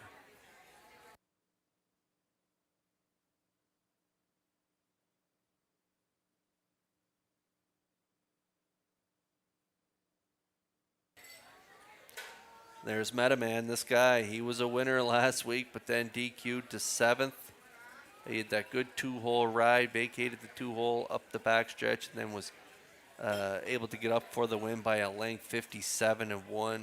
but then was placed back. Good trip prior to that as well in his first start here in Charlottetown. 55-4, 28-2 final panel. He's dropping another level this week. I don't like the post for Meta Man. That's why I put him in the deuce spot. So if he can overcome post 7, get himself spotted well here tonight, he could definitely get the win on the drop in class. Meta Man, you're getting great value due to that post.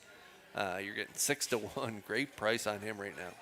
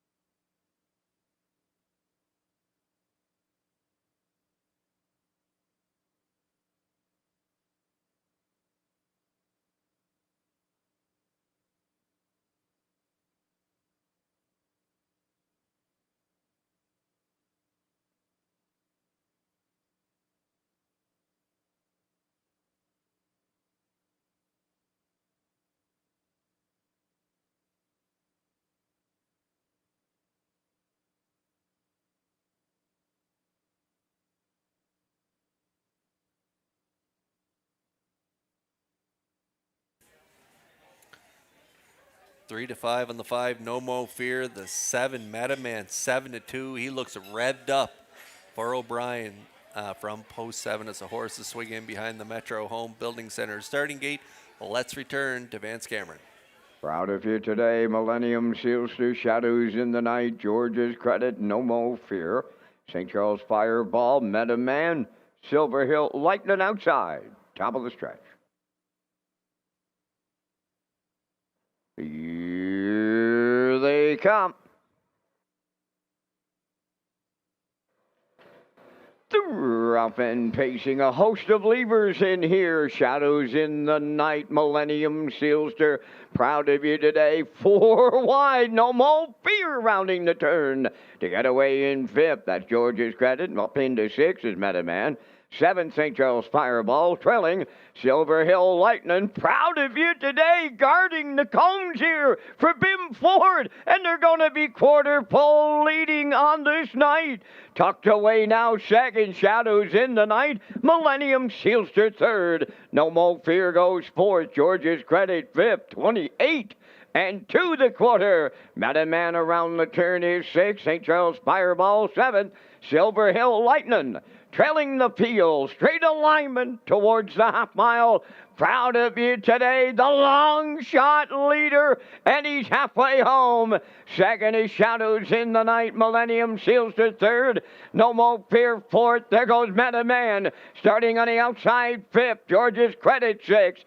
7th, St. Charles Fireball. 8th is Silver Hill Lightning, 57. And 3 over to the opening half mile. And it's Proud of you today, the leader. They're now going to 3/4. Millennium Sealster is tipped out, moved up second. 3rd, Shadows in the Night. No More Fear on the outside. 4th, at the rail. George's Credit 5th. Meta Man has stalled in 6th. 7, St. Charles Fireball. Silver Hill Lightning, the trailer, 1:27-4. They arrived at 3/4 around the top turn for the final time, and they get set to turn on down the home stretch. No More Fear on the far outside. Comes on to take over late. Millennium Sealster. George's Credit is closing up. No More Fear in line to Adam Murner. Second, that's Millennium Sealster. Proud of you today. Third, 1:56-4.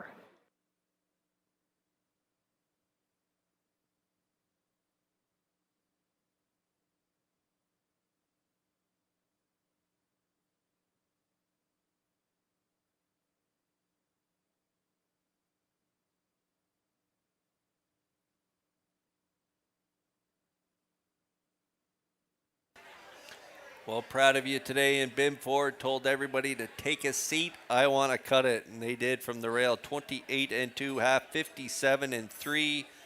3/4, 127 and 4. A perfect two-hole ride for No Mo Fear. Just like he did last week. He was second over last week, and he popped off the cover to get the job done tonight. Exact same thing. Second over trip, and when Murner pulled him there on the right line, he really popped off cover again tonight and drove off to clear to the lead in deep stretch. Gets it done easily. 156 and 4 for No Mo Fear as he goes back to back for Murner here in race 4, and we'll see him back in the Crown Rust Protection winner circle just a moment.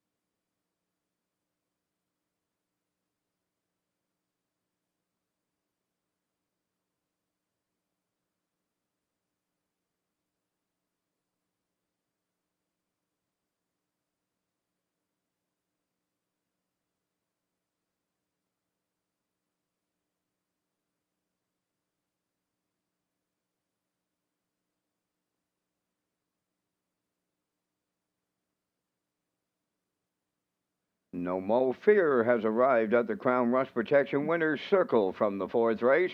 Facing Brown Gelding, 4 years. The son of Fear the Dragon is off the Rock and Roll Handler Dam, Maureen Rocks, owned by Paul Doyle and Darla J. of Charlottetown. Paul does the training, bred by Emerald Highlands Farm of Ohio. Adam Murners in the driver's seat. The miles in 156 and 4. No Mo Fear in the fourth.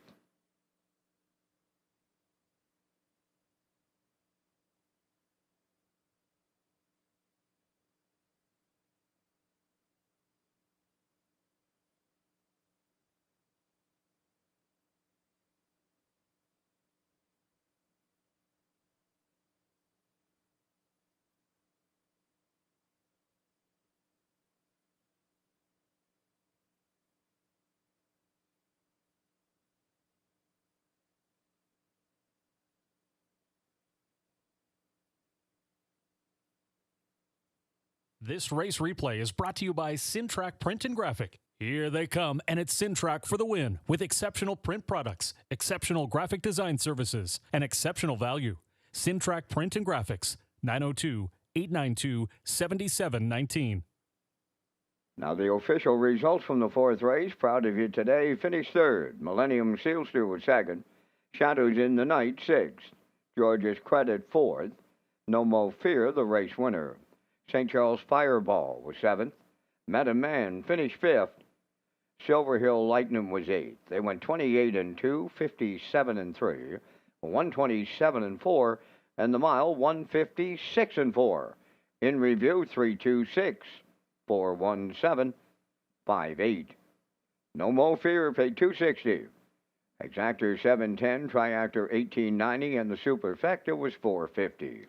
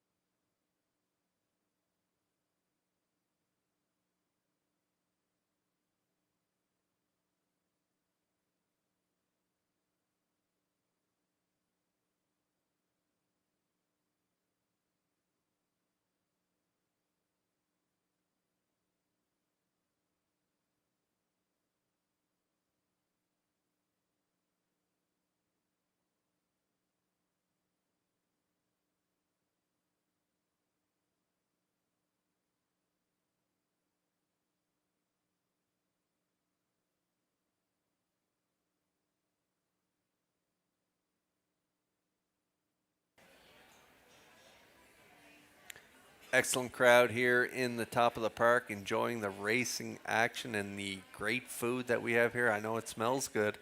I haven't had any yet tonight, but the food smells delicious and the atmosphere is electric here in the top of the park. So everyone enjoying themselves and enjoying the racing action so far. A lot of great pace so far tonight, so hopefully that continues. Here a little chalky in that last race. We'll see if we can get some value here in the upcoming 5th race when Vance and I tee up our super high fives.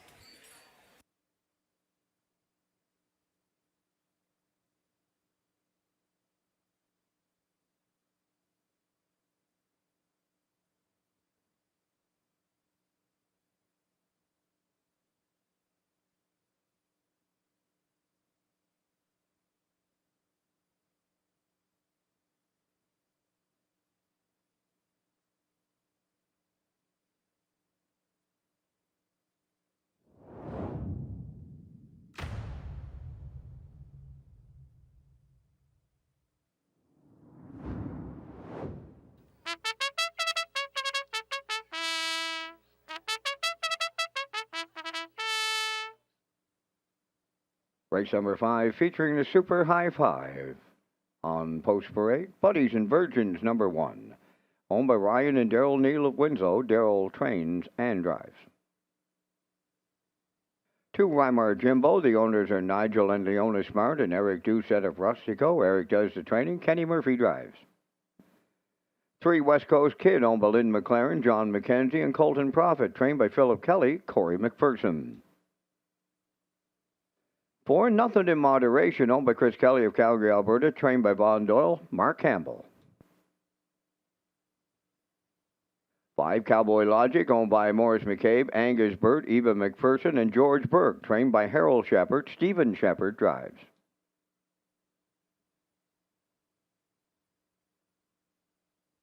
Number 6, Power of 4, is owned, trained, and driven by Erwin Neal of Charlottetown.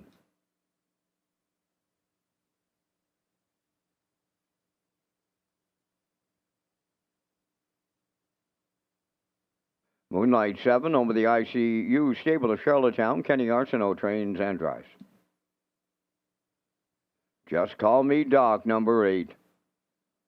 Owned by Douglas and David Neal, Keith Ford and Ben Matheson, Keith trains and drives. 9 is Friar Voltaire, owned by Eric and Luke Much, Doug Matheson, and Basil Hunter. Basil does the training tonight, driven by Jason Hughes.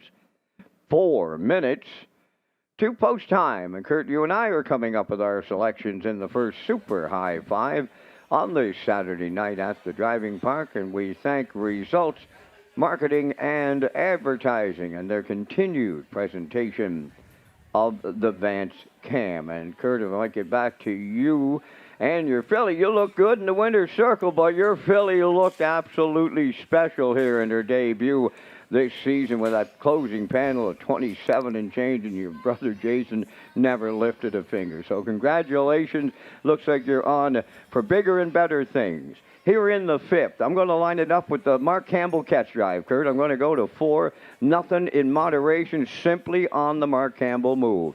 I like the 3, West Coast Kid. I'll go to the 9, Friar Voltaire. You may get some prices on him tonight. Then I'll use the 2, Weimar Jimbo, and I'll close it out with the 5, Cowboy Logic. 4, 3, 9, 2, 5. Kurt, your choices. Yeah, we're pretty pumped too, Vance. The whole family's pretty pumped about the filly. As you know, we raised her over there in Alexandria at the farm there, so the whole family's pretty pumped about her, and so hopefully she continues racing well. Jason said he had a little left in the tank, so hopefully she can be on to bigger and better things this summer. As she races next Friday, I think, in the Turner. So we'll wait for the much anticipated draw on Tuesday. For my super high five, I'm going to go with the 2, Weimar Jimbo.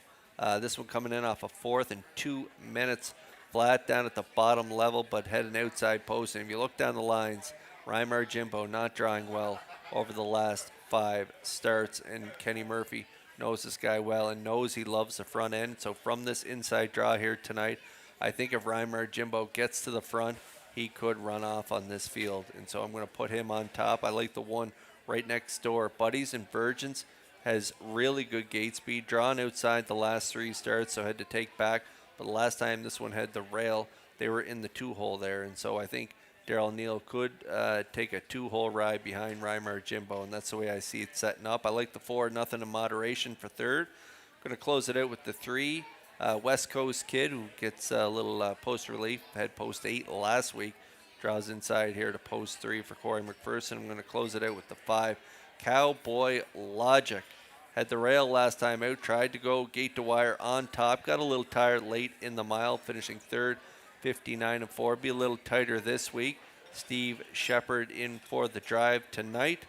Aboard the Harold Shepard trainee, Cowboy Logic is my 5th place finisher for me in my super high 5. So I like a 2-1-4-3-5. Vance Cameron going with the 4-4-3-9-2-5. So good luck with your super high 5 plays here in race 5.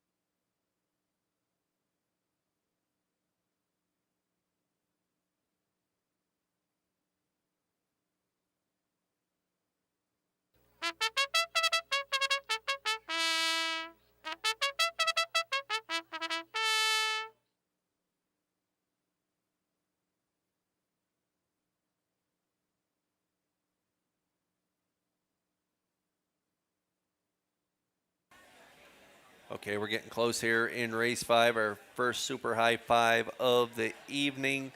Vance's top play in here, the 4, nothing in moderation, slight choice at 6-5, West Coast Kid at 5-2. 2-1 on my top play, Reimar, Jimbo, and Kenny Murphy. I just have a hunch if they can get to the front, it's a bit of a gamble because Reimar Jimbo doesn't have incredible early speed, but if Kenny keeps working on him and gets there and gets to the lead, he could definitely run away on this field. And now you're getting 5-2 on him from post 2 as the field begins to collect in behind the Metro Home Building Center starting gate. It's post time for race number 5. Now let's return for the call to Vance Cameron. Buddies and Virgins, Reimar Jimbo, West Coast Kid. Nothing in moderation, Cowboy Logic. Power of 4, Moonlight. Just Call Me Doc. In back the trailer, Friar Voltaire. Top of the stretch.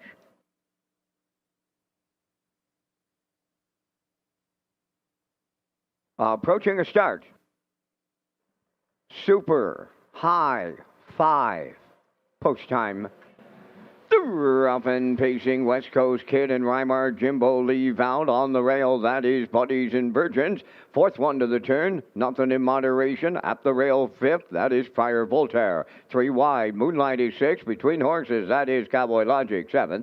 Then it's Power of 4, 8th and trailing 9th. Just Call Me Doc. On the backstretch, and Rymar Jimbo did make the lead in line to Kenny Murphy. Second, that is Buddies and Virgins. Now third is West Coast Kid, Nothing in Moderation. Fourth, Friar Voltaire fifth. Cowboy Logic sixth. Moonlight is seventh. Then in eighth, it's Power of Four, and Just Call Me Doc. Trailing ninth, Straight Lyman up at 27 and 4 opener. Boom! Just like that, and I did not see that coming here. Rymar Jimbo, the fired-up leader. Here comes Nothing in Moderation now. Picking up second, Buddies and Virgins third. Second over fourth, that's Fire Voltaire. Fifth is West Coast Kid. Cowboy Logic is up with the leader, sixth. Then in seventh, Moonlight. Eighth is Power of Four. Just Call Me Doc, ninth. They were at the half mile in 57 and 1. They're going to three quarters next. Rymar Jimbo opens by 2. Buddies and Virgins is second. Nothing in Moderation third. Fourth on the outside is Fire Voltaire. Then in fifth, West Coast Kid. Cowboy Logic on the outside sixth. 1:26 and 3 was the three-quarter time, arriving at 7-8, and it's all Rymar Jimbo by 5. Second, Nothing in Moderation. Friar Voltaire third. Cowboy Logic way wide, coming late, deep in the stretch, and it's all Rymar Jimbo in line to Kenny Murphy. Second, that is Nothing in Moderation. Cowboy Logic up third. 1:55 and 4.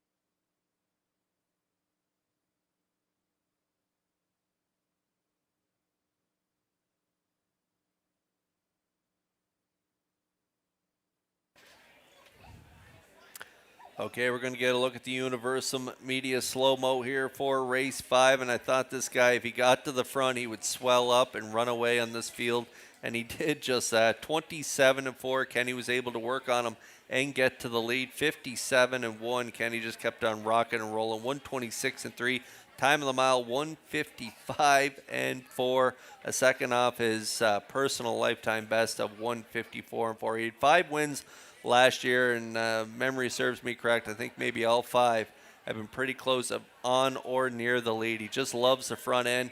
He just has not a lot of gate speed, but when he draws inside, he can get there, and he get a much better post to work from tonight, and Kenny paid off there with that perfect drive on the front end as he gets it done here in our super high 5 of the night. It's 2-4-5. 9-3 unofficially here in race 5, and we'll see Rymar Jimbo and Murphy back at the Crown Rust Protection Winner's Circle next.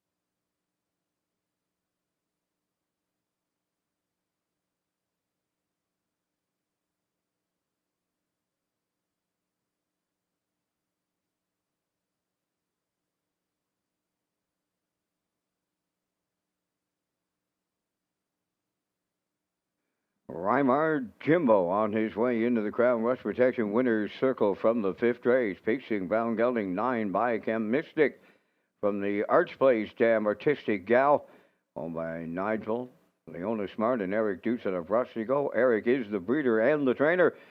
Kenny Murphy sent him right on down the road on this night. Every call was a winning one.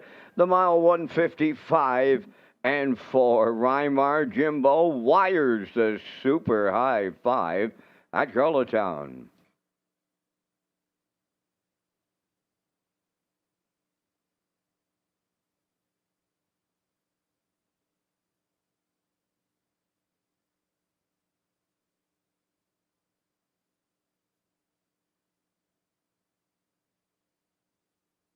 This race replay is presented by All Star Cresting, Atlantic Canada's most trusted screen printing, embroidery, and on-site events company. Since 2014, owners Joel and Jeremy Watts and their knowledgeable staff have been providing clients with top quality products and merchandise along with excellent customer service. Stop by one of their locations, bring them to your next community event, or contact them online at allstarcresting.ca. And always remember, at All Star Cresting, we got you covered. Now the official results in Race 5, Buddies and Virgin 6. Weimar Jimbo, the race winner. West Coast Kid finished 5th. Nothing in Moderation was 2nd. Cowboy Logic 3rd. Power of 4 finished 7th. Moonlight was 9th. Just Call Me Doc 8th. Friar Voltaire finished 4th. 27-4. 57-1. 126-3. Mile in 1, 55-4. In review, 615, 237, 984. Weimar Jimbo, 630 to win. Exactor 1510, Triactor 6810, Super High 5, 3793.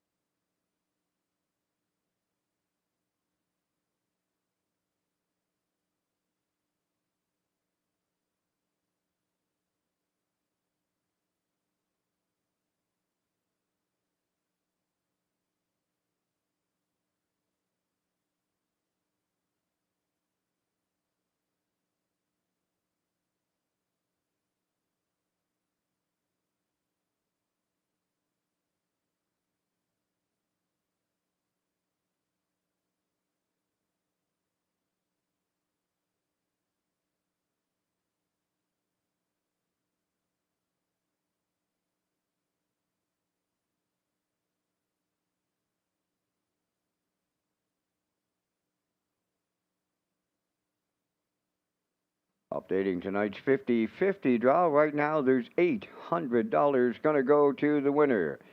Still time to get in. If you haven't got your 50-50 ticket right now, stand to get $800 to the winner. And if it happens to be Tracy Campbell that you're getting your 50-50 ticket from, you can wish her a happy birthday on this Saturday night here in Charlottetown. It's happy birthday to Tracy Campbell.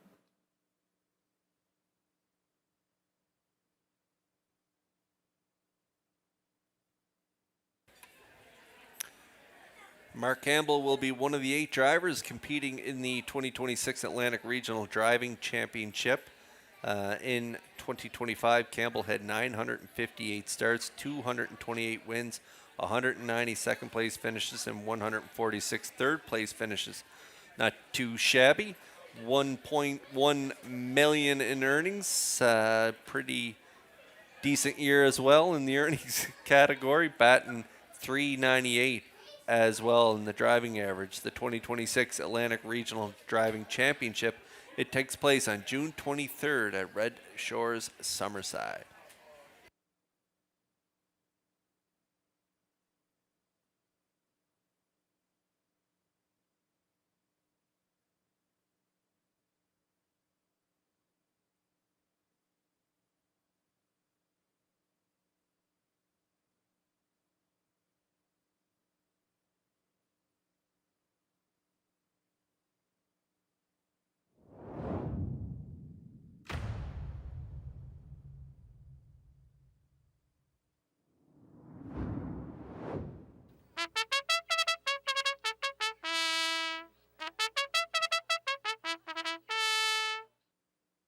Solid silver on the 6th race parade. Stacy Dara from Stratford is the owner and the trainer. Tonight, Corey McPherson. ABC number 2. Owned by Dewar Burho, Charlottetown, trained by Cliff Murphy, Kenny Murphy driving. JK Express 3, owned by James Perot of Stratford, trained by Jared Perot, Mark Campbell. Dylan Sam 4, owned by Alan Gregory of Charlottetown and Tyson McDonald of Hazelbrook. Alan does the training. The drive goes to Brady Sweet. 5, Neptune Sealster, owned by Carly Ward, Mickey Gallant, and Nicole McPherson. Mickey does the training. Adam Murner. Leaving Bruises 6, owned by Basil Hunter and Douglas Molyneux of Stratford, trained by Basil Hunter, Jason Hughes. 4 minutes to post time. Stand by for a message from the Atlantic Lottery Community Game Changers program. $25,000 in each Atlantic province. Nominate a community game changer today. Atlantic Lottery will select one per province, and they'll get to direct a $25,000 donation to a not-for-profit of their choice. To celebrate Atlantic Lottery's 50th anniversary, we're recognizing Atlantic Canadians making a game-changing impact in our local communities. This could be a community volunteer, leader of a community-driven organization, or a changemaker of any kind. It could even be you. Each winner will choose the cause they'll support and will receive 2 VIP passes to an Atlantic Lottery-sponsored event in 2027. So, who are you going to nominate to direct $25,000 to the charity of their choice?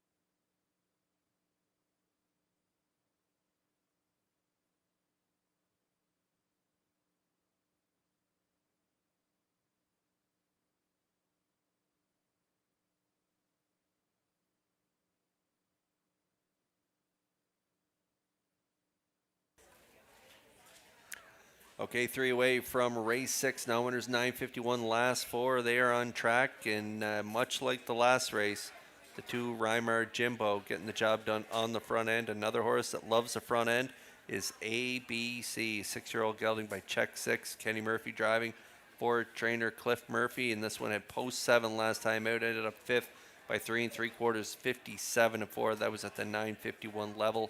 He'd been racing in 1301 level prior to that, and it was a good second there in that first start back at 1001 last 4 level. Coming first up, he doesn't mind that trip either, 58-2 for Steve Murphy. But tonight, from post 2, if Kenny is able to get him to the front end, I think this guy could go right down the road. He swells up on the front, and so I think Kenny can get him there and go all the way. 4-5 currently on ABC.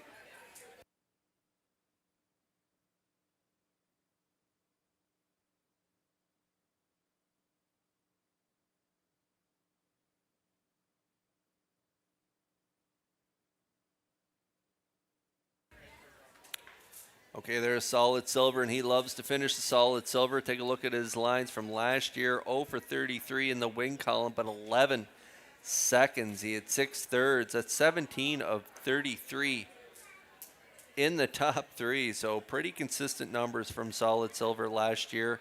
And so far this year, he's 2 for 7 in the place column. He's 3 for 7 in the top 3. And he's coming in off a 5th place finish in 58-2. And he's got the birthday boy, Corey McPherson, in the seat. So happy birthday to Corey from all of us here at Red Shores. He's got the rail 2 to work from tonight, and so I think he could take a pocket ride right to the finish. That's the way I see it. Shaking out for Solid Silver, 4-1 currently.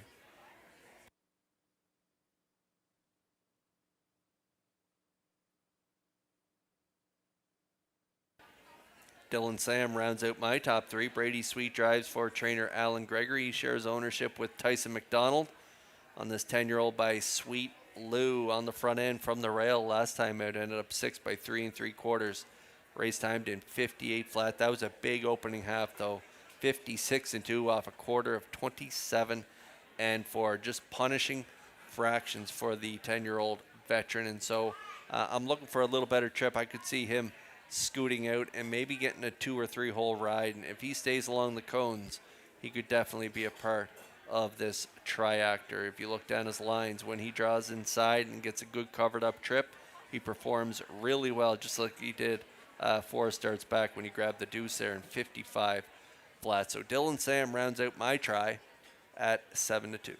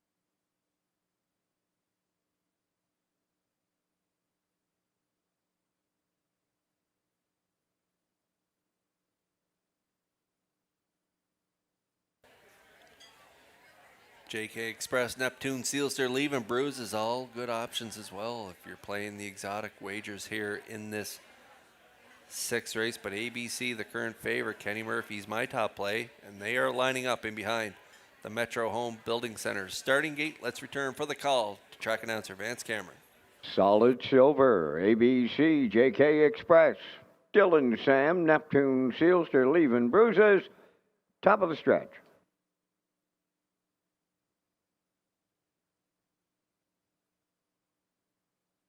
Here they come.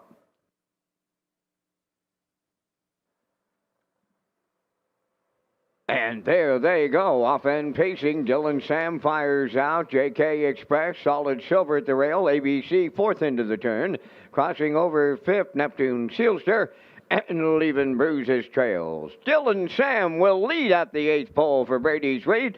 From the outside, 2nd is JK Express at the rail, 3rd. Solid Silver. ABC's away 4th. Then in 5th, Neptune Sealster. Trailing 6th, Leaving Bruises, spent hard to make the lead. JK Express cleared, and it's given go time on the front end. Here comes Dylan Sam and Brady Sweet back to the point off at 28. And 2 opener. JK Express 2nd, around the turn 3rd is Solid Silver. 4th, that's ABC. Neptune Sealster has 5th. Leaving Bruises 6th. The opening half mile comes next. Led by Dylan Sam. He's halfway home. JK Express 2nd. Here comes ABC. Up on the outside 3rd and moving on. Following the cover out 4th is Neptune Sealster. On the cone, Solid Silver 5th. On the outside 6th. Leaving Bruises 58. And 4 for half a mile. Arriving at 5/8. Dylan Sam getting him there. From the outside and first over, that's ABC 2nd. In the pocket, JK Express 3rd. 4th on the outside is Neptune Sealster. Solid Silver nowhere to go, 5th. On the outside, 6, Leaving Bruises, 3 in, 3 out, 3/4 up in 1. 28 and 3, rounding the turn for the final time with an 1/8 of a mile left to go. Dylan Sam homeward bound. JK Express 2nd. ABC 3rd. Solid Silver 4th. Deep stretch now. Dylan Sam, JK Express, Neptune, Sealster way wide. Wow, it's picture time in here. Dylan Sam, Neptune, Sealster, JK Express not far away. They're in the win photo. 1:57.3.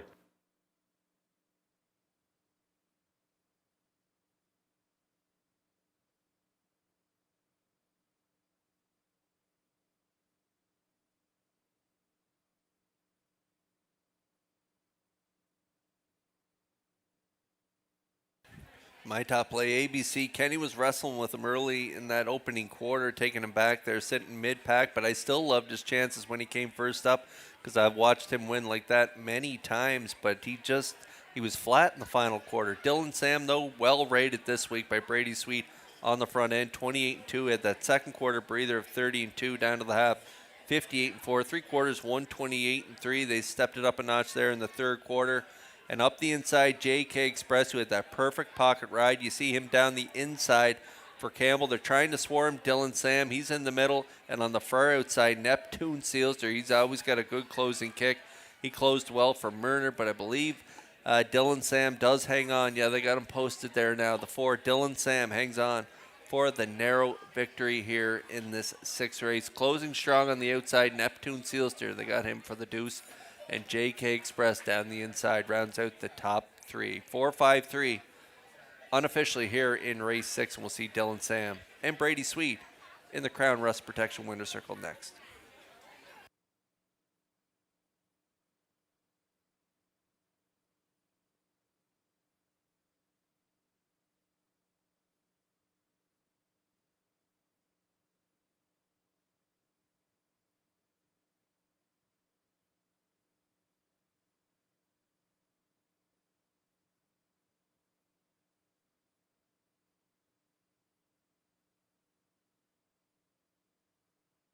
Dylan Sam wins the photo finish in the 6th. He's on his way into the winner's circle. Bay Pacing Galdegie's 10 by Sweet Lou. Off the McCardle Dam, Frankie's Dream. Owned by Alan Gregory of Charlottetown and Tyson McDonald of Hazelbrook.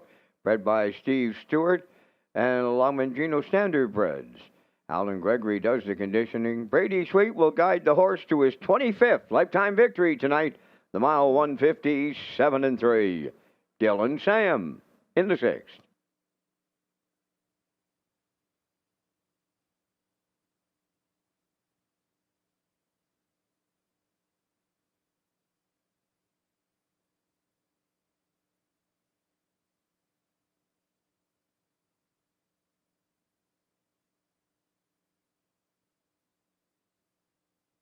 This race replay is brought to you by the new 1888 Lounge at Red Shores. The 1888 Lounge is perfect for your corporate meetings, parties, or presentations.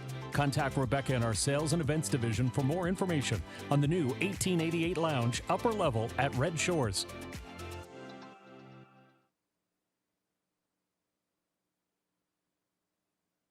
Now the official results in race 6, Solid Silver finish 6th, ABC 4th, JK Express 3rd.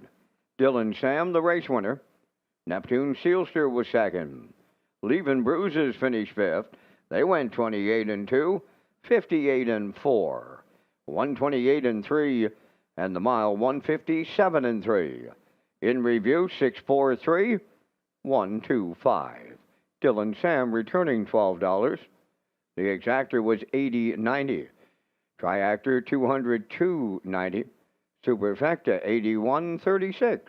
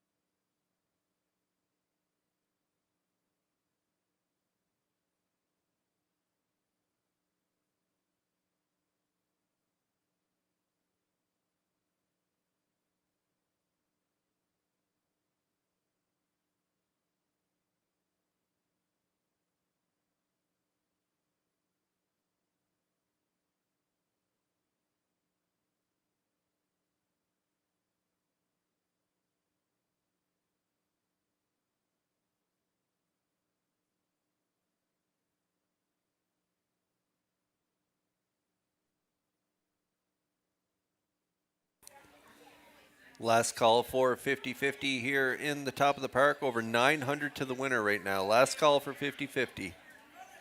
The Governor's Plate second chance draw is back at Red Shores, Summerside. On live race days in Summerside, customers can enter non-winning tickets into the designated ballot drum for a chance to win the grand prize, which includes one table for four on Governor's Plate night, one night hotel stay, in-room welcome basket, 4 race programs, and wagering vouchers plus $500 cash. And the grand prize draw is July 1st.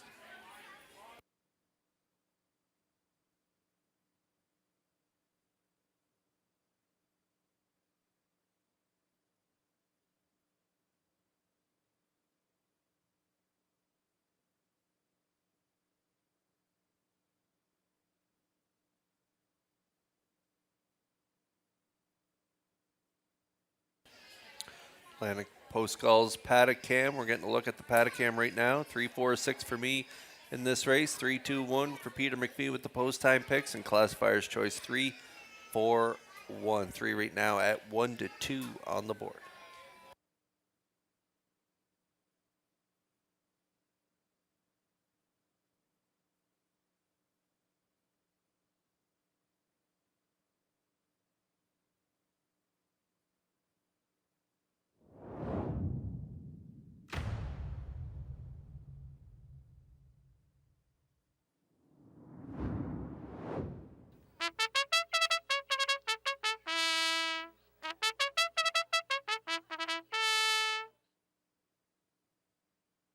Zendaya's Cracker Jack on the 7th race post parade, owned by Hal Smith of Pownell and Ian Smith of Stratford, trained by Tommy Weatherby, Brody McPhee driving. Crowd Control 2, owned by JD Racing Incorporated of Cornwall, trained by Nick Oakes, Kenny Murphy drives.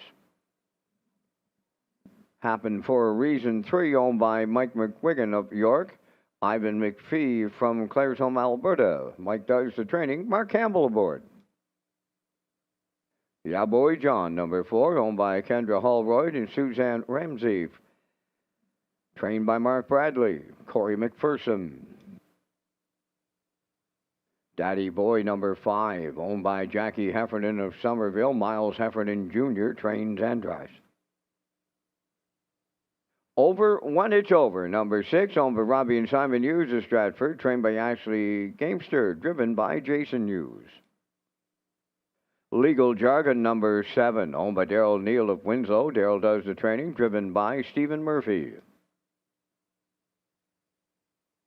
Number 8, Captain Vesvig, owned by Jackie Heffernan of Somerville, trained by Miles Heffernan Jr., driven by Miles Sr. At 5 minutes to post time.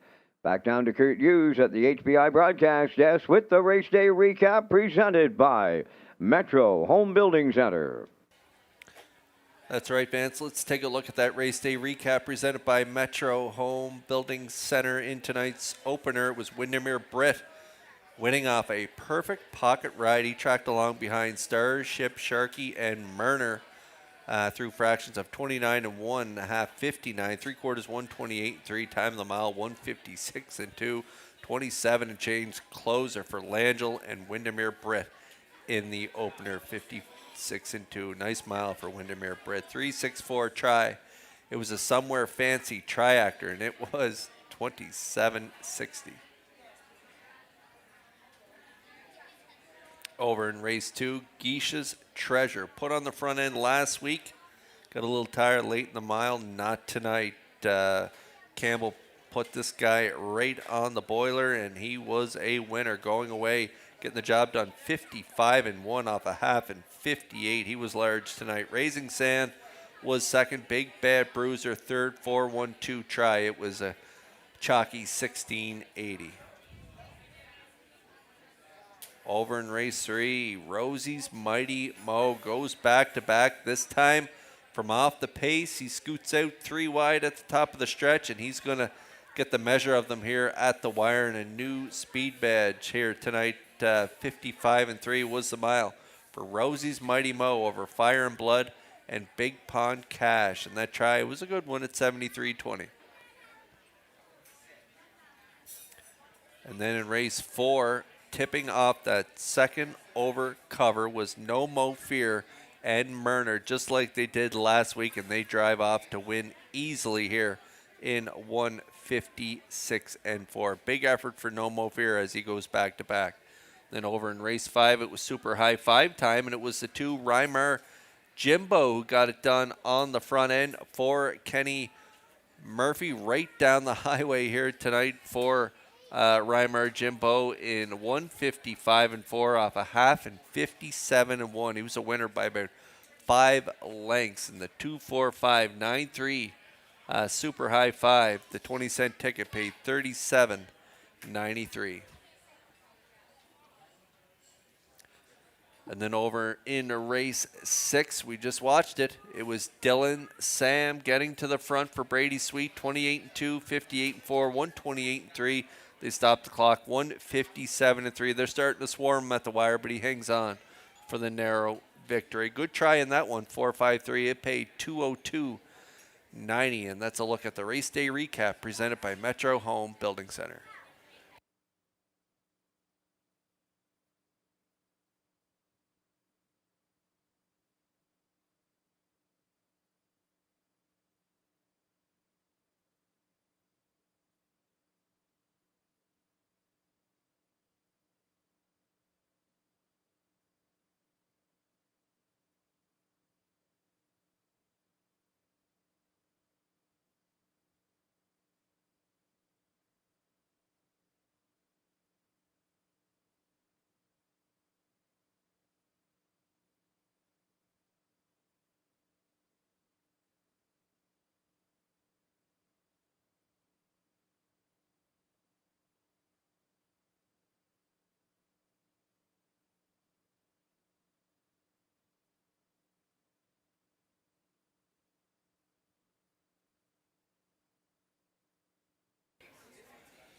There's a look at that win photo from the 6th race. Dylan Sam just hanging on for that narrow victory. Neptune Sealster was closing strong on the outside in the pocket setter. JK Express down the rail, but Dylan Sam and Sweet able to hold on for the victory. We're getting close here in race 7. 5-year-olds younger.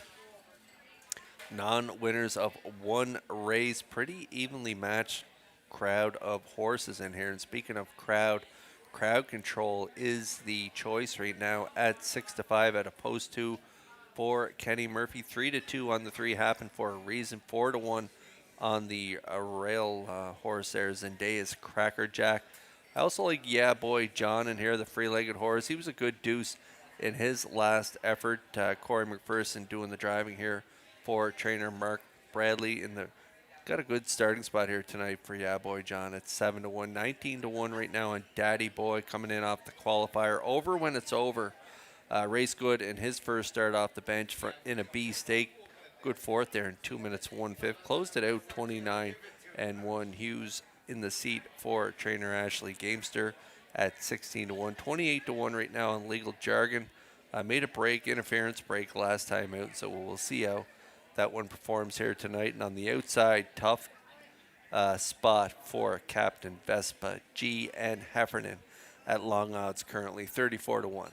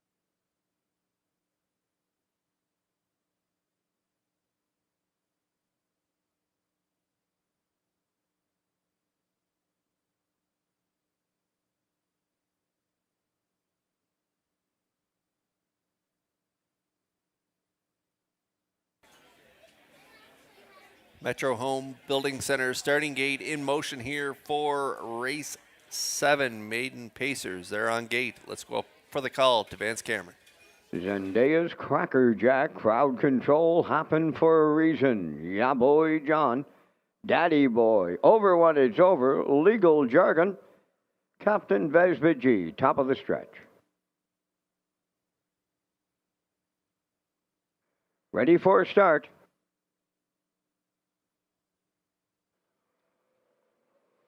Rough and pacing in the middle, yeah boy John, crowd control, closer on the rail, that's Zendaya's Cracker Jack, and a cavalry charge around that first turn in here. Crowd control the leader, happened for a reason on the outside, up the challenge. Third up the rail, Zendaya's Cracker Jack from the outside in fourth. That is Daddy Boy racing from fifth on the cones, yeah boy John.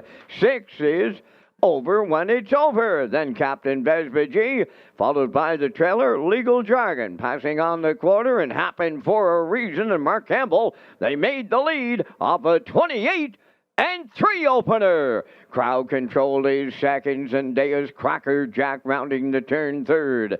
Fourth on the cones, that's Daddy Boy racing from fifth. Yeah, boy John, and he's going to the outside. Over when it's over in sixth. Captain Vespa G is seventh. And the eighth one is Legal Jargon. Are at the midway point in the seventh. Happened for a reason. The leader, Zendaya's Cracker Jack, quickly up the challenge. At the rail in third, Crown Control. On the outside, fourth. Yeah, boy John, 1 minute. And one was a half mile, a very comfortable 31-3. Second quarter breather happened for a reason. The leader up and out on the outside and racing from second as they go to three quarters. Zendaya's Cracker Jack. Crowd control in the pocket third. Yeah, boy John on the outside is second over fourth. Fifth up the rail, Daddy Boy. Over when it's over on the outside six. Three quarters in 1:30 and two. Shade more than an eighth of a mile left to go. Happened for a reason along the rail. Zendaya's Cracker Jack on the outside. Crowd control third. They're in deep stretch now. Zendaya's Cracker Jack. Crowd control in the passing lane will double up Kenny Murphy. Happened for a reason. Might he come back on second against Zendaya's Cracker Jack. 2 minutes, 3/5.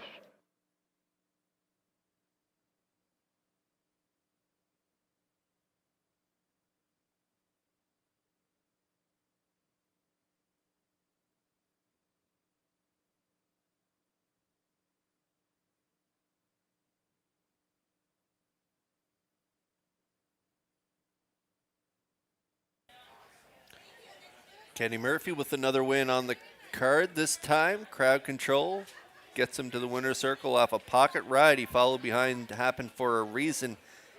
And Campbell, they set up shop on the front end, 28-3, hot opening quarter. He got that second quarter breather half in a minute, 1/5, three quarters, 1:30-2. Gutsy effort from the ones in Daya's Cracker Jack and Brody McPhee. They were grinding it out first up, but sitting that great two-hole ride was crowd control. Gives him the slip up the pass lane as he gets up for the win in 2 minutes, 3/5. Crowd control and Murphy back in that Crown Rust Protection winner's circle next.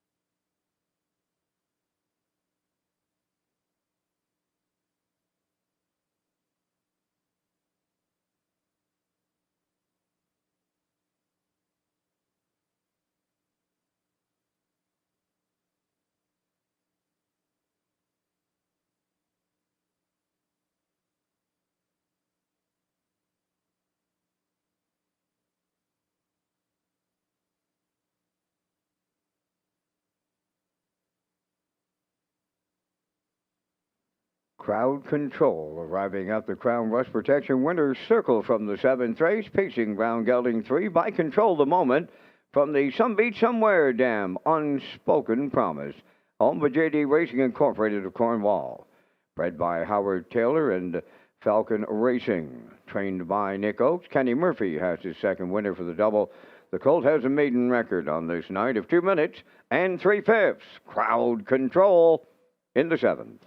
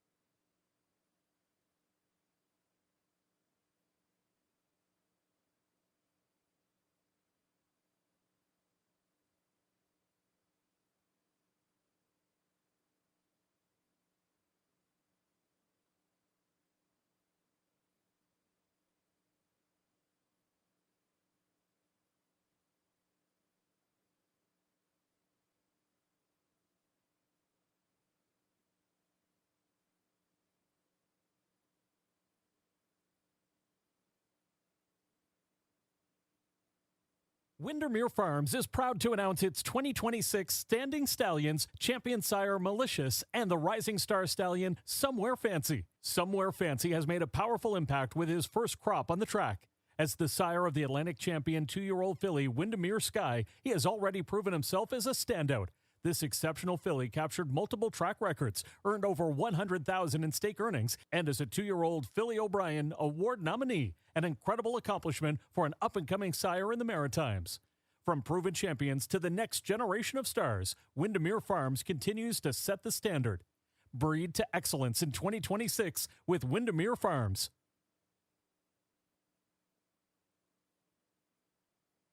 Here's the official results now from the 7th race. Zendaya's Cracker Jack 3rd.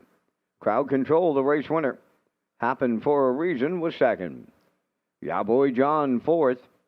Daddy Boy finished 6th. Over When It's Over was 5th. Legal Jargon finished 8th. Captain Besbit G was 7th and had broken equipment. Fractions went 28 and 3, 1 minute 1, 1:30 and 2, and the mile timed in 2 minutes and 3/5. From the top, your program reads 312-465-87. Crowd Control at 420. Exactor 960, Triactor 2310, Superfactor was 353.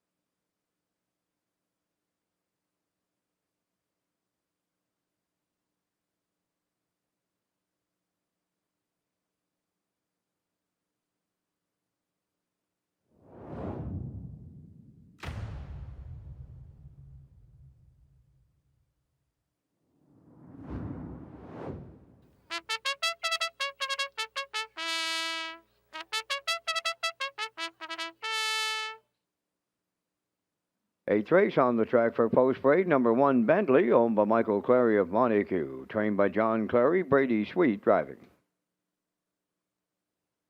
Fill My Beer, number 2, owned by Carl Stafford, Brent Campbell, Bernard McDonald, and Kent McDonald, trained by Landon Campbell. Mark Campbell drives. 3 Malignity, owned by Debbie Francis and Roseanne Langell of Nova Scotia, trained and driven by Paul Langell. Fast Louie, number 4, owned by Max Webster Stable, Jennifer Doyle and Ryan McLaughlin. Jennifer does the training, Joe Barrio. 5 One Wicked Man, owned by James Perot of Stratford. Kenny Arsenault trains and drives at 5 minutes to post time. Kurt returns with the top picks, but first a message from Dr. Mitch Downey and 1-800. It was a pairing of world champions, legendary sire of sires, Some Beach Somewhere, and millionairess Economy Terror. Now their fastest son is standing in the Maritimes. 1-800. Some Beach Somewhere set 4 world records and sire champions. Economy Terror out-earned Sweet Lou at 2, winning the Breeders' Crown and set a world record. Bred only to world champions and Dan Patch winners, she's produced 7 $100,000 winners, fetching top price at the Lexington Select Sale. 1-800 paced half miles in 52 and change at 2 and 3 in this lifetime best performance of 1:48. Lightly raced, he now enters stud as his dam's fastest son. New for 2026. 1-800. Call Dr. Mitch Downey to book today.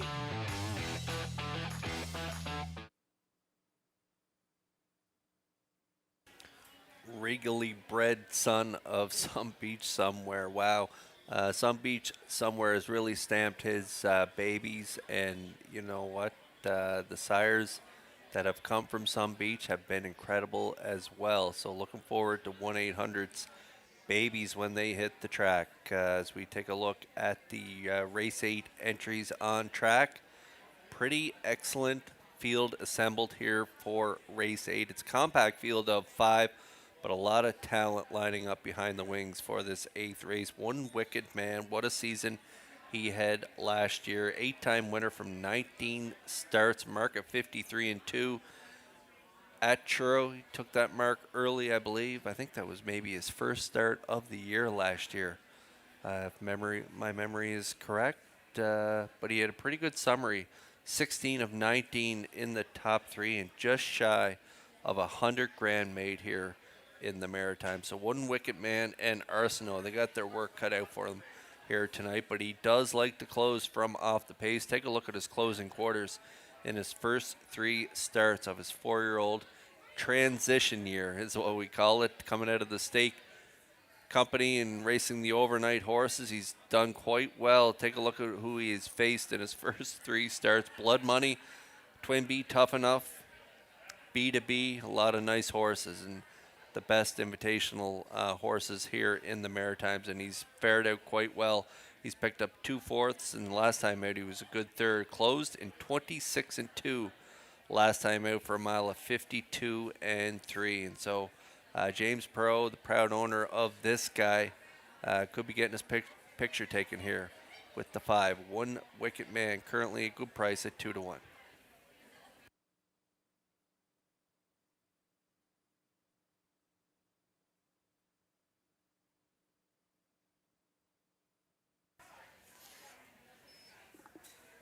And from one successful stake horse to another, Malignity.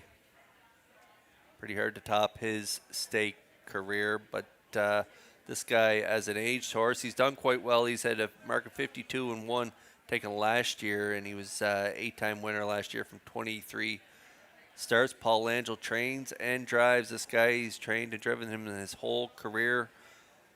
Coming in off a good third last time out, 55-1, 28-1 closer. Closed 27-4 in his first start off the bench at 55-1 mile that week as well. Making his 3rd start back. I think Langell might be a little more aggressive with him here tonight, making his 3rd start back. He's quite tentative in his first 2 outings. Langell, that's the way he gets his horses ready. He's never too aggressive in their first start back, but making his third start back, I have to think he will be more aggressive this week. And you're getting a pretty good price on the nose right now for Malignity as you take a look at him scoring out at 4-1.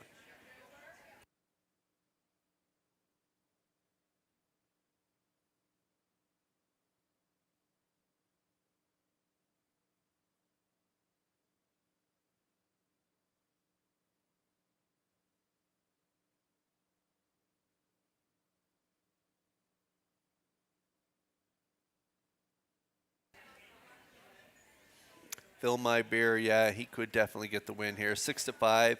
Bettors are on this guy here tonight. He draws inside after having post 6 last time out. Got away 6, finished 6, 55-4. Just too much inside speed, so Campbell couldn't be aggressive with him off the wings. He was a good second in his first start back at the 26.01 level, 54-4, finishing close second to Fast Louie on that day, 28-2, closed in 27-1.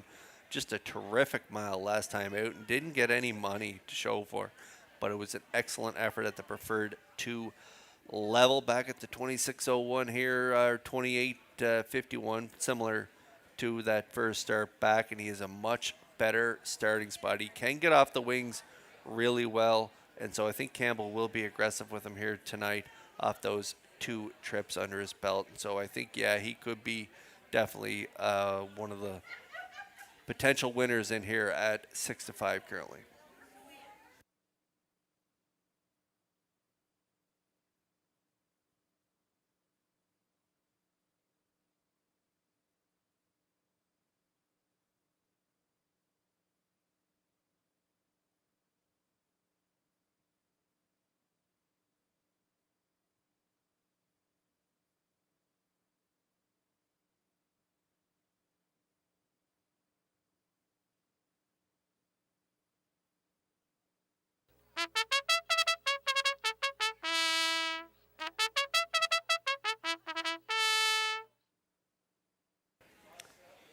Okay, you've heard the bugle. That means it's post time here in race 8. Bentley 4-1 on the rail for Brady Sweet. He has good gate speed as well. And Fast Louie's having a pretty good season as well. He's got 2 wins and 4 seconds in his last 6 starts. So he's off to a great start here in the 2026 campaign. Gilles Barriot drives him for trainer Jen Doyle, 9-2 currently on Fast Louie. Pretty wide open board, and the tote board is telling the same tale as the field for race 8. They're getting ready to line up in behind that Metro Home Building Center starting gate. Now let's return for the call to track announcer Vance Cameron. And the punters, as you mentioned, Kurt, they're having a hard job in here. $11 long shot. That's how competitive this group's about to be. Bentley, Fill My Beer, Malignity, Fast Louie, and One Wicked Man are at the top of the stretch.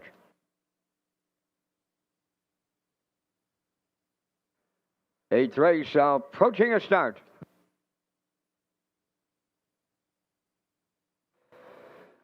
Rough and pacing, Fill My Beer with the first call. Bentley along the rail, joining them to their outside. Malignity third, to get away fourth. Fast Louie and One Wicked Man will trail in the early going as they round the turn and swing by the 8th. And here is Malignity in line to Paul Angel, set to take over the lead. Fill My Beer gives way with the 2-hole ride. Bentley's in mid-pack in the early going third. Fast Louie's away fourth, and One Wicked Man is trailing the field on past that first quarter mile. A fired up Malignity was there in 28 seconds flat. Racing from second and 2 off the leader, Fill My Beer, gapping in third. That is Bentley. Fast Louie eyes the outside in fourth, and the trailer fifth is One Wicked Man. They arrive at the half mile next, led by Malignity. 2-hole ride, Fill My Beer. Here comes Fast Louie.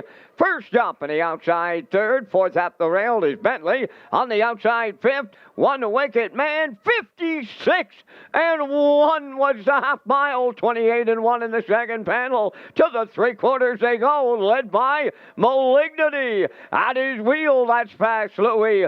Fill My Beer at the rail goes under urging third. Fourth on the outside is one wicket man. Bentley trails the field fifth. Three-quarters completed. Malignity got the field there in 1:24 and 4. Grinding away first up is Fast Louie. Fill My Beer's coming back on third. Fourth is one wicket man. Bentley fifth. Down the stretch they come. Fast Louie now the leader. Malignity second. Fill My Beer closing up late on the line. Fast Louie and Barrio.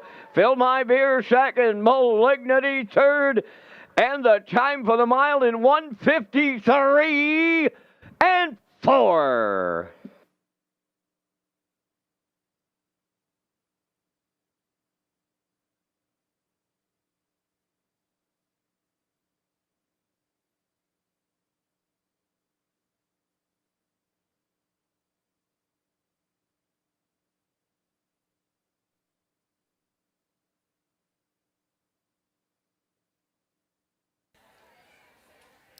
Another gutsy performance from Fast Louie. This guy just continues to put out good races week after week, grinding it first up on many occasions.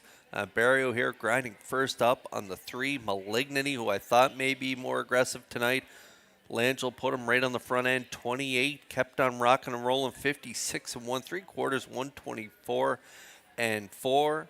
Fast Louie first up, just grinding away for Barrio, and he gets it done in 53 and 4. Last quarter, 29 flat as he fends off that late challenge from Fill My Beer and Campbell, who had a dreamy 2-hole ride there. He angled out at the top of the stretch. He was close at the finish. Race superb here tonight out of the Landon Campbell stable, but no, not enough for Fast Louie as he gets it done for Barrio. Picks up another win. This is his third win on the campaign from 7 starts. He's 7 for 7 in the top 2. Fast Louie and Barrio back in that Crown Rust Protection winner's circle next.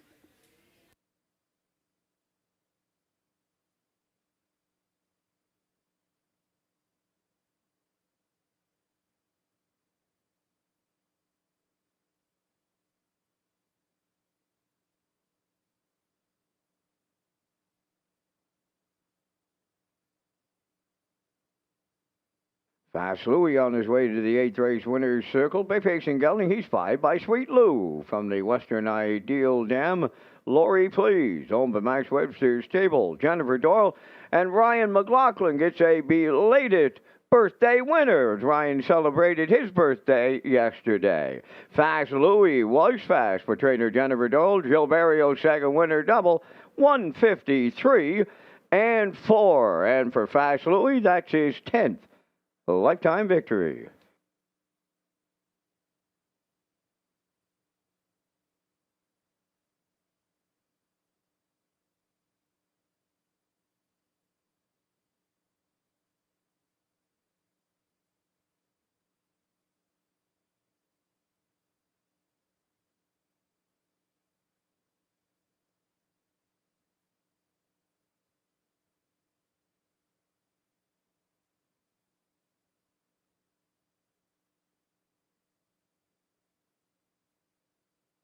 Now the official results in race 8. Bentley finished 5th. Fill My Beer second. Malignity was 3rd. Fast Louie the race winner. One Wicked Man finished 4th. Fractions of 28. 56 and 1. 124 and 4. Mile 153 and 4. In review, it's 5, 2, 3, 1, 4. Fast Louie paid $6.80. Exactor $17.90. The Triactor was $50.20. Superfactor $7.30.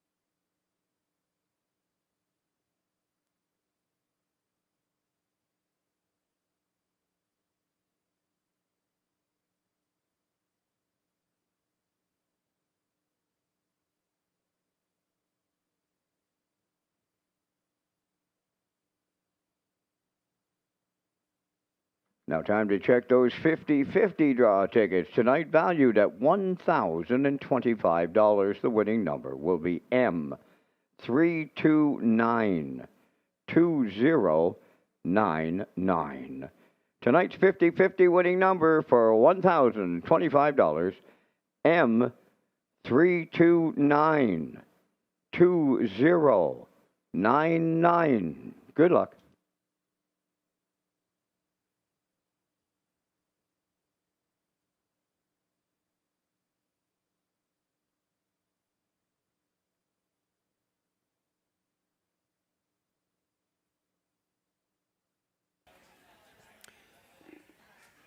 The McDonald Family Pace is scheduled for Friday, August 14th at Red Shores, Charlottetown. The race will go for a purse of $8,000, and for more details on eligibility, nomination fees, and declaration dates, please visit the racing page of Red Shores website and click on the Horse Persons Info tab.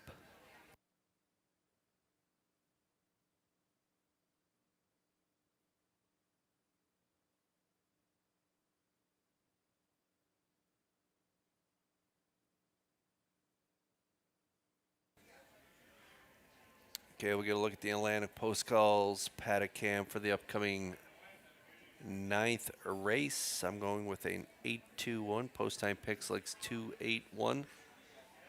8-2-1 for the classifier's choice. Even money currently on the 8. Woodmere Mahomes coming in off a big second in Atlantic Sire Stakes action in Summerside. Horses are making their way out of the paddock. Post break coming up next.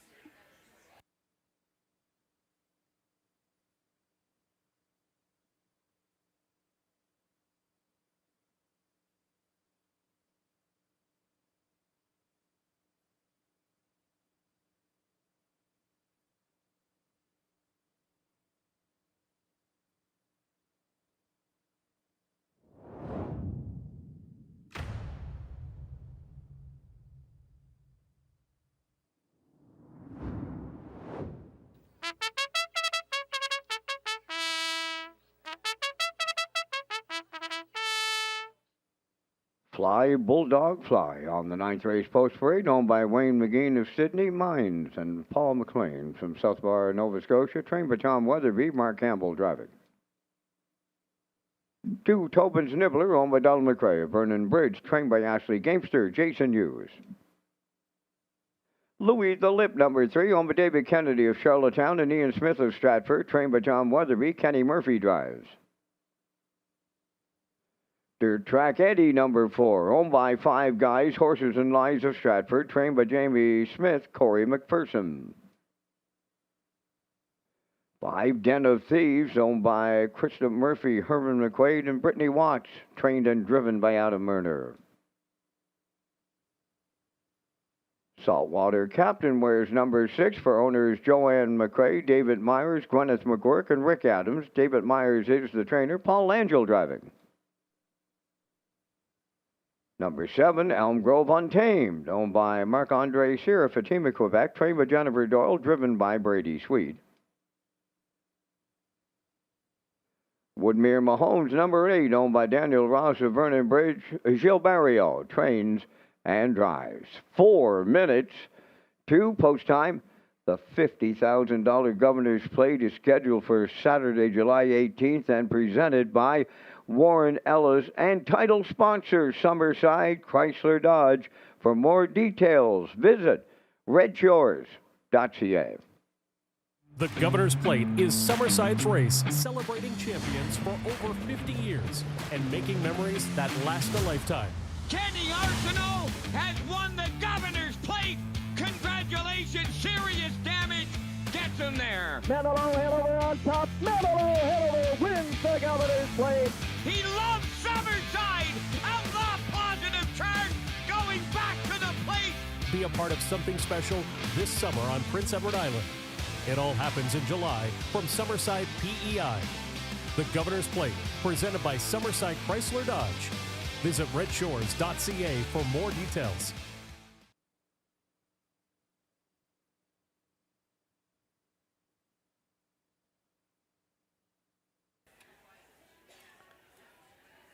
Looking forward to Governor's Plate Week just around the corner. Be here before you know it.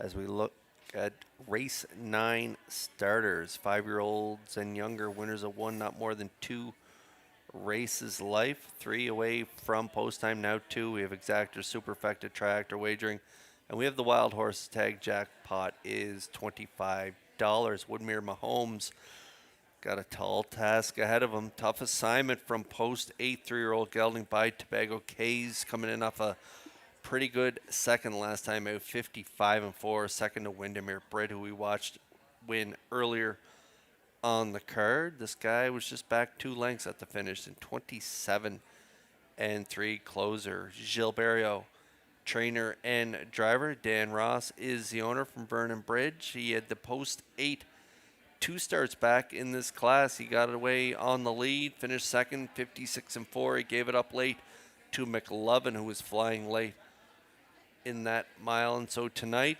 a little easier group. No McLovin in here, so I think Woodmere Mahomes can scoot out to the lead and could go all the way for Barrio at 3-1.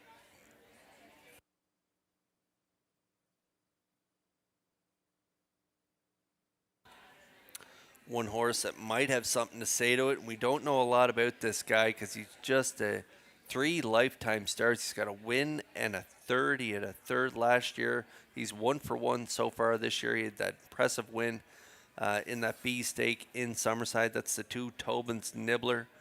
Donnie McRae owns, Jason Hughes drives, and Ashley Gamester trains. Yeah, he was good to go at first asking in that B stake. 28-2 closer on that day. He was well rated by Hughes on the front. Could get to the front here again today. And so I'm going to put him in there for the do so. I think Woodmere Mahomes maybe just a step ahead of him right now, but you never know. Tobin's Nibbler could step up with a big win here for Hughes at pretty good odds right now, 7-1.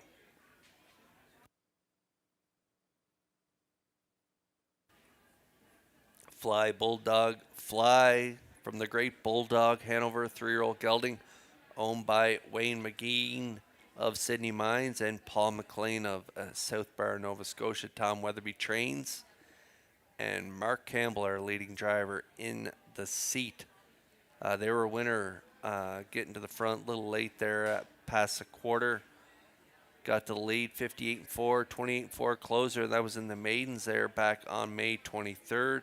Had post 8 last time out and ended up 8th on that day, 57-4. Still a pretty nice mile, 29-2 closers. So a much better starting spot this time out. So I think I'm going to put them in there for third on my ticket. Mark Campbell, Bulldog Fly, 8-5.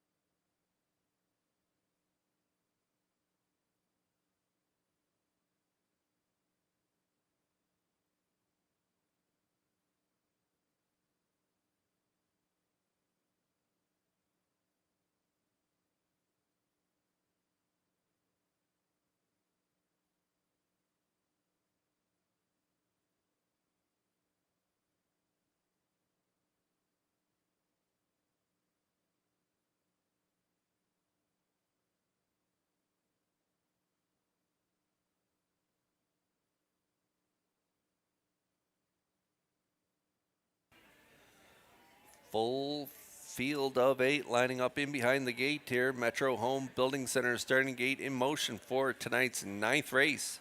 Back upstairs for the call to Vance Cameron. Fly, Bulldog Fly, Tobin's Nibbler, Louis the Lip, Dirt Track Eddie, Den of Thieves, Saltwater Captain, Elm Grove Untamed, Woodmere Mahomes on the grandstand side, top of the stretch. Here they come. Rough and pacing, Woodmere Mahomes from the far outside, in between the horses, Dirt Track Eddie, towards the rail as they move into the turn. Tobin's Nibbler third, Fly, Bulldog Fly away fourth. On the outside fifth is Saltwater Captain. Away sixth is Louis the Lip. Then in seventh, Den of Thieves, and trailing the field, that's Elm Grove Untamed. Along the back stretch, and here is Woodmere Mahomes and Jill Barrio to take over top spot at the quarter. Racing from second, Dirt Track Eddie. Well back in third is Tobin's Nibbler. They're up the quarter in 28 and 3. Fly, Bulldog Fly, rounding the turn fourth. Then in fifth, Saltwater Captain. In sixth, that's Louis the Lip. Farther back, seventh is Den of Thieves. On the outside, eighth, Elm Grove Untamed. They are strung out, and I mean strung out at the half. And they're led there by Woodmere Mahomes. Dirt Track Eddie at long odds is tracking second. Tobin's Nibbler starting to close in from third. Back into fourth is Fly, Bulldog Fly, 57 and 4.5 mile. Racing from fifth, that is Saltwater Captain. Then Louis the Lip is sixth. Elm Grove Untamed seventh. And trailing the field, Den of Thieves. Here comes the three quarters. It's up next. Woodmere Mahomes arriving there, the leader. Dirt Track Eddie is second. Here comes Fly, Bulldog Fly moving third. Fourth is Tobin's Nibbler. 3/4 in 1, 27 and 2. Rounding the turn, down to an 8 to go, and Fly, Bulldog Fly went on the run late. It's Woodmere Mahomes turning for home. Dirt Track Eddie looking for a colossal upset. Tobin's Nibbler way wide third. Woodmere Mahomes. Here's Gil Barrio with the driving triple. Second, Dirt Track Eddie up the inside. Saltwater Captain third. 1:56 and 4.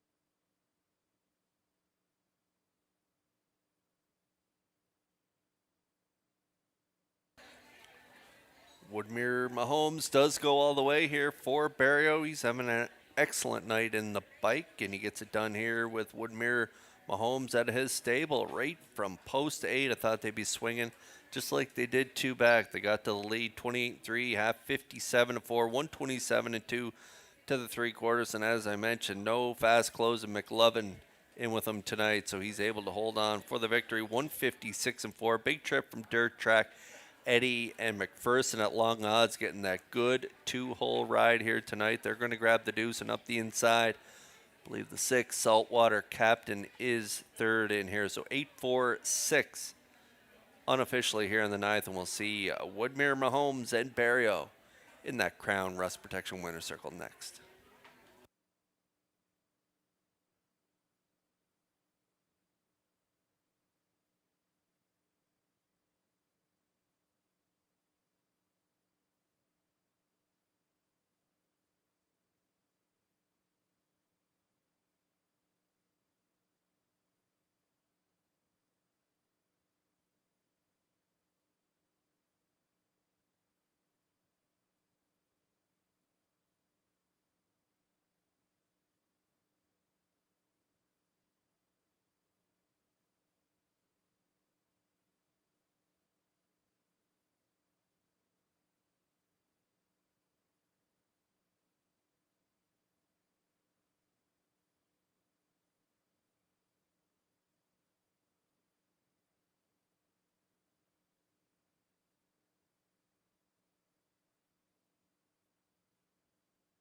Woodmere Mahomes into the Crown Rust Protection winner's circle from the 9th race.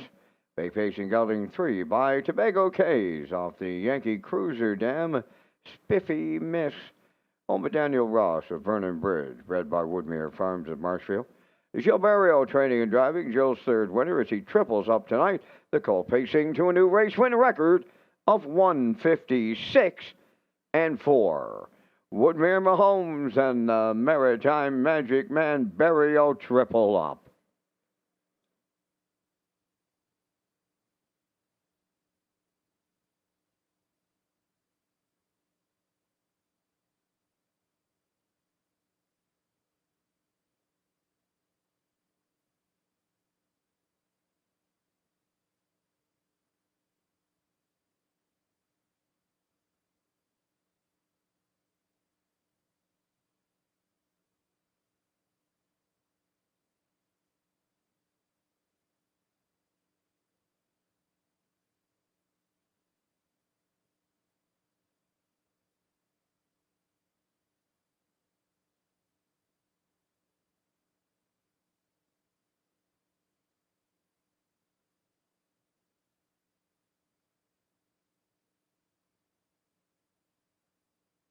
Now, the official results from the ninth race, Fly Bulldog Fly was 8th. Tobin's Nibbler 4th. Louis the Lip 5th. Dirt Track Eddie was 2nd. Den of Thieves 7th. Saltwater Captain 3rd. Elm Grove Untamed was 6th. Woodmere Mahomes the race winner. They went 28 and 3, 57 and 4, 127 and 2, and the mile 156 and 4. In review, it's 845, 273, 61. Woodmere Mahomes paid 520 to win. Exactor was 80.90. The Triactor 697.90, and the Superfactor was 171.28.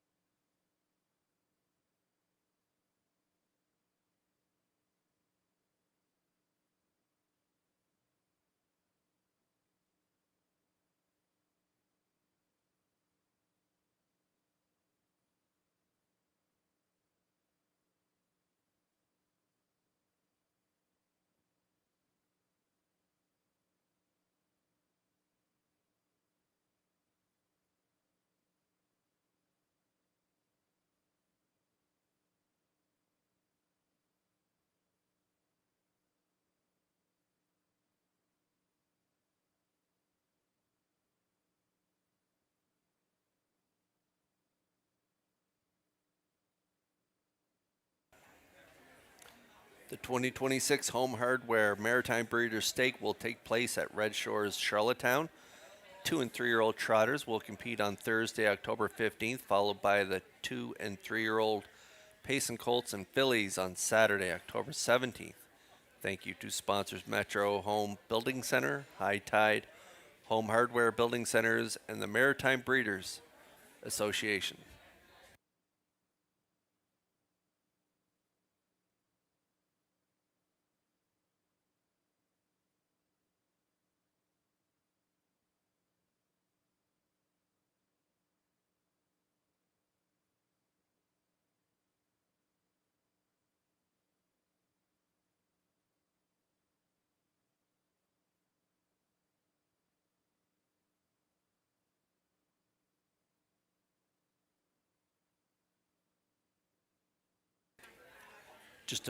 Just a friendly reminder for horse people, the nomination deadline for the PEI Colt Stakes Graduate Series is Tuesday, June 9th at 1 p.m. The nomination fee is $100 and can be paid by cash or check. Full conditions for the Graduate Series can be found on the Red Shores Racing page under the Horse Persons Info tab. For more information, call the Red Shores Race Office at 902-629-6634.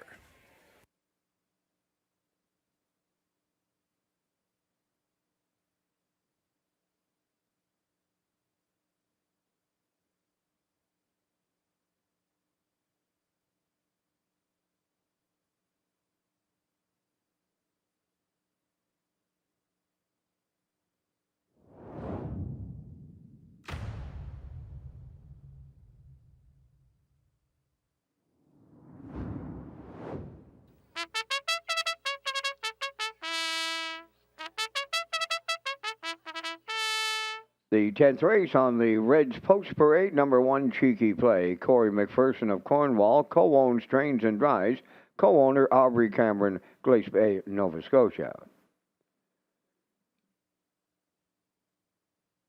Rock Shining Star, number 2, owned by Tommy Collins of Mount Stewart, David O'Brien, Trains and Drives. Captain of Rock and Roll 3, owned by Jennifer Doyle of Stratford, Max Webster Stable of Inverness, Nova Scotia. Jennifer does the training. Gilles Barrio drives. Dusty Lane Levi wears number 4, owned by Matt and David Burke of Stratford, trained by Earl Watts. Tonight, Mark Campbell. High Praise 5, owned by Ian McKinnon of Glace Bay, Nova Scotia, trained by Jennifer Doyle, Kenny Murphy. JK Last Chance 6, owned by Dan McIsaac of Charlottetown, trained and driven by Kenny Arsenault. Nothing Bugs Me, number 7, owned by Chris Kelly of Calgary, Alberta, trained by Vaughn Doyle. Tonight, Jason Hughes. 3-Trick Gainer, number 8, owned and trained by Saul Lanigan of Cambridge, Paul Langell in the sulky. 4 minutes to post time. The late pick 4 starts here in race 10 with the $1,000 guaranteed pool and the low 15% takeout.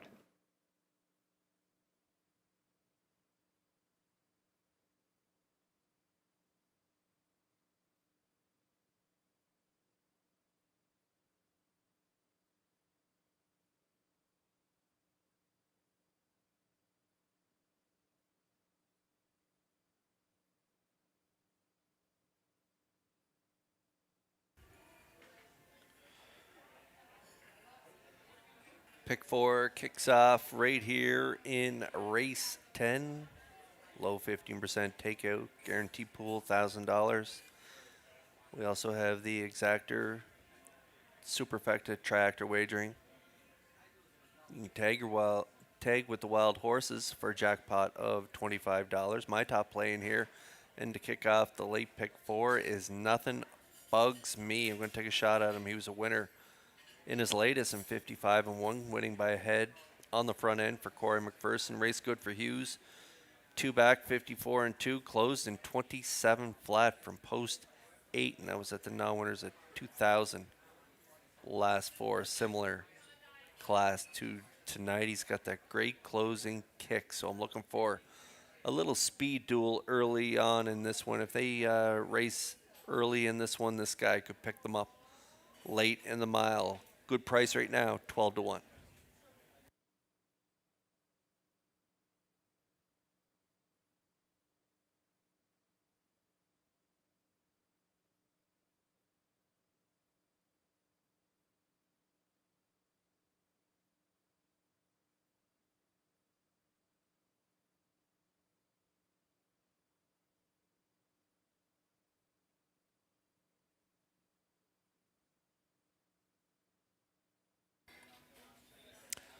Another really nice horse in here, JK Last Chance at a post 6. Kenny Arsenault trains and drives, coming in off a 5th and 55-4, 27-3 closer.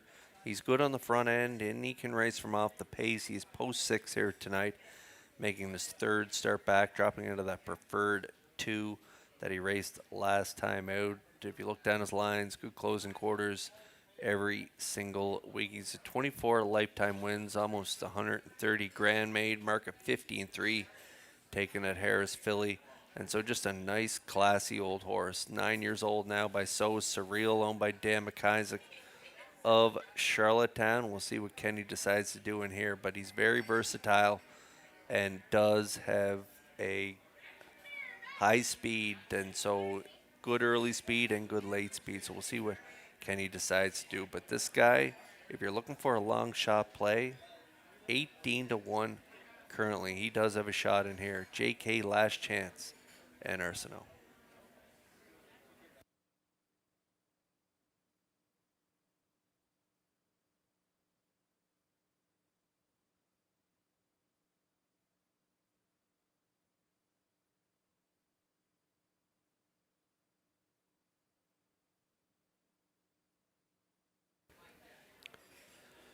Dusty Lane Levi, another good option in here. Mark Campbell driving, Ford trainer Earl Watts, Matt and David Burke of Stratford are the owner. Take a look at this guy's closing quarters. 27 flat. 2 starts back where he was 4th, 53 and 2 at the preferred 1 level. 5th, his first start back, 53 and 2, 27 and 3. Closer, he post 6 on the drop in class. Last time out, he rallied to finish 3rd, just beat a length and a half. At the wire, 56 and 2 for Brady Sweet. Mark Campbell jumps up on him tonight. You could be playing the Campbell factor. Looks like the bettors are currently 1-5 on the 4. Dusty Lane Levi.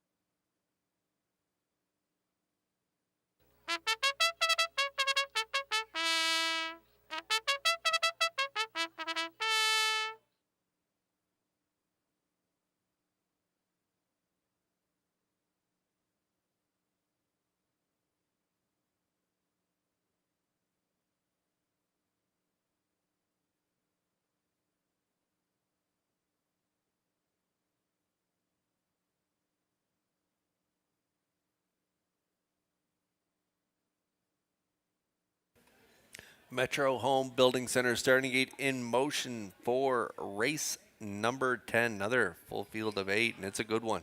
Up to Vance Cameron for the call. Cheeky Play, Rock Shining Star, Captain of Rock and Roll. Dusty Lane Levi, High Praise, JK Last Chance.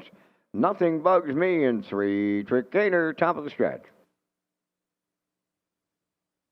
Ready for a start.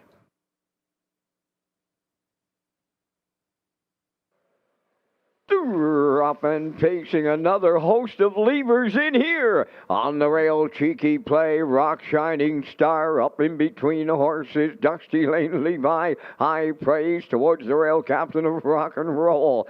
Then on from the outside is JK Last Chance in 6. Nothing Bugs Me 7th. And the trailer, 3 Trick Gainer, Rock Shining Star, and O'Brien made the lead. Now they have to deal with Dusty Lane Levi and Campbell coming to call on by the quarter. Oh, they're sitting up in here. Racing from 3rd is Cheeky Play, Captain of Rock and Roll 4th. 28 and 1 the opening quarter, and Dusty Lane Levi and Campbell quickly by 3. Rock Shining Star is 2nd. Back into 3rd, that's Cheeky Play. Captain of Rock and Roll is 4th. That's High Praise, a racing 5th. JK Last Chance is 6th. Moving out from 7th, Nothing Bugs Me. Trailing the field, 3 Trick Gainer halfway home in the 10th. Dusty Lane Levi, 56 and 1 was the half mile. 28 seconds flat in the second quarter. Arriving at the 5/8, it's Dusty Lane Levi, the leader.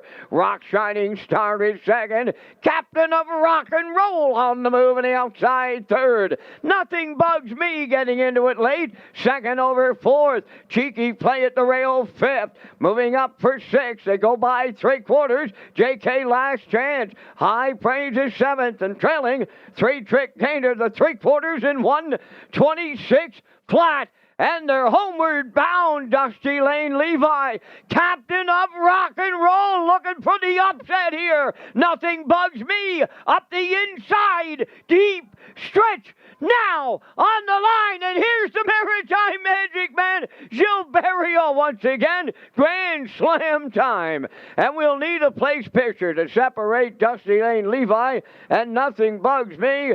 And they stop the clock in 1:55 flat.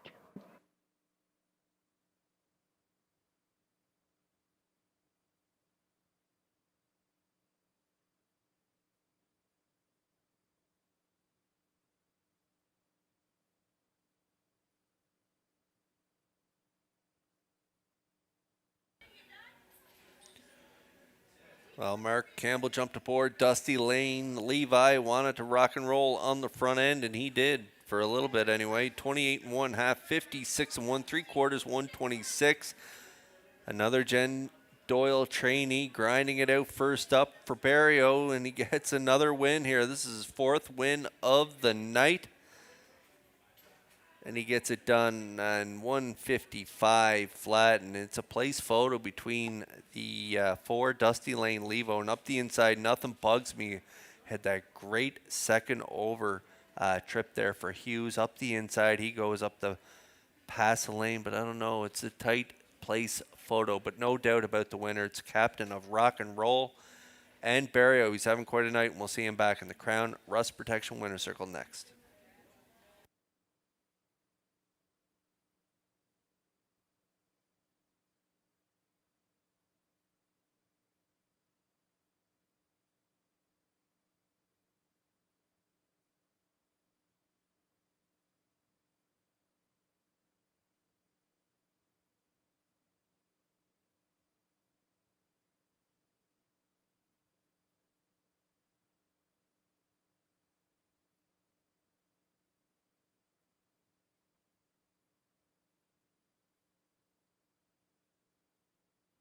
Captain of Rock and Roll arriving at the Crown Rust Protection Winners Circle from the 10th race. By Pacing Gelding, he's 8 by Captain Treacherous off the Rock and Roll Hanover Dam Rock and Roll Example. Home of Jennifer Doyle of Stratford and Max Webster's Stable of Inverness, Nova Scotia. Bred by Robert Hamather of Exeter, Ontario. Trainer Jennifer Doyle has the double. Driver Gilles Barrio has his 4th win on the night for the Grand Slam. Time for the mile, 155. Captain of Rock and Roll and the Barrio Quadruple in the 10th.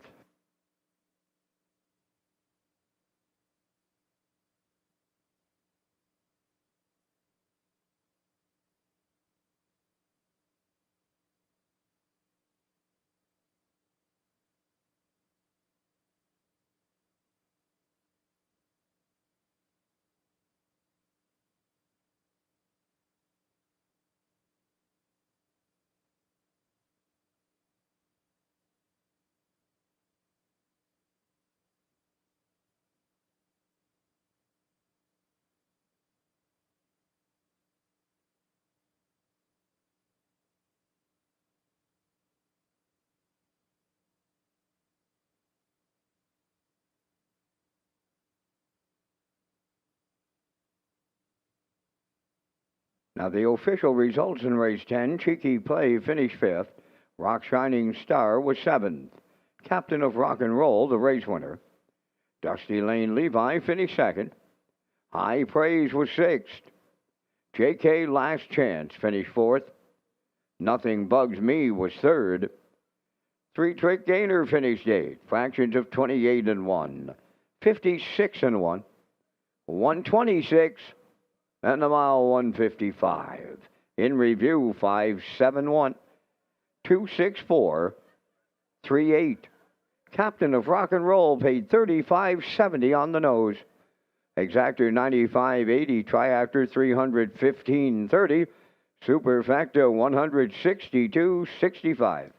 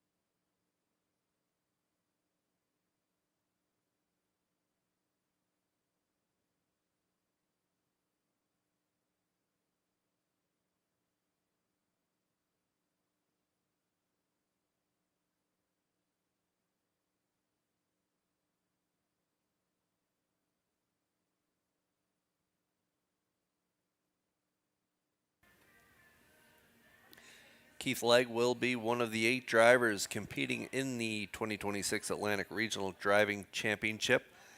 In 2025, Legg had 140 starts, 26 wins, 26 second-place finishes, and 24 third-place finishes. 46,177 in earnings and a 346 driving average in the 2026 Atlantic Regional Driving Championship. It takes place on June 23rd at Red Shores, Summerside.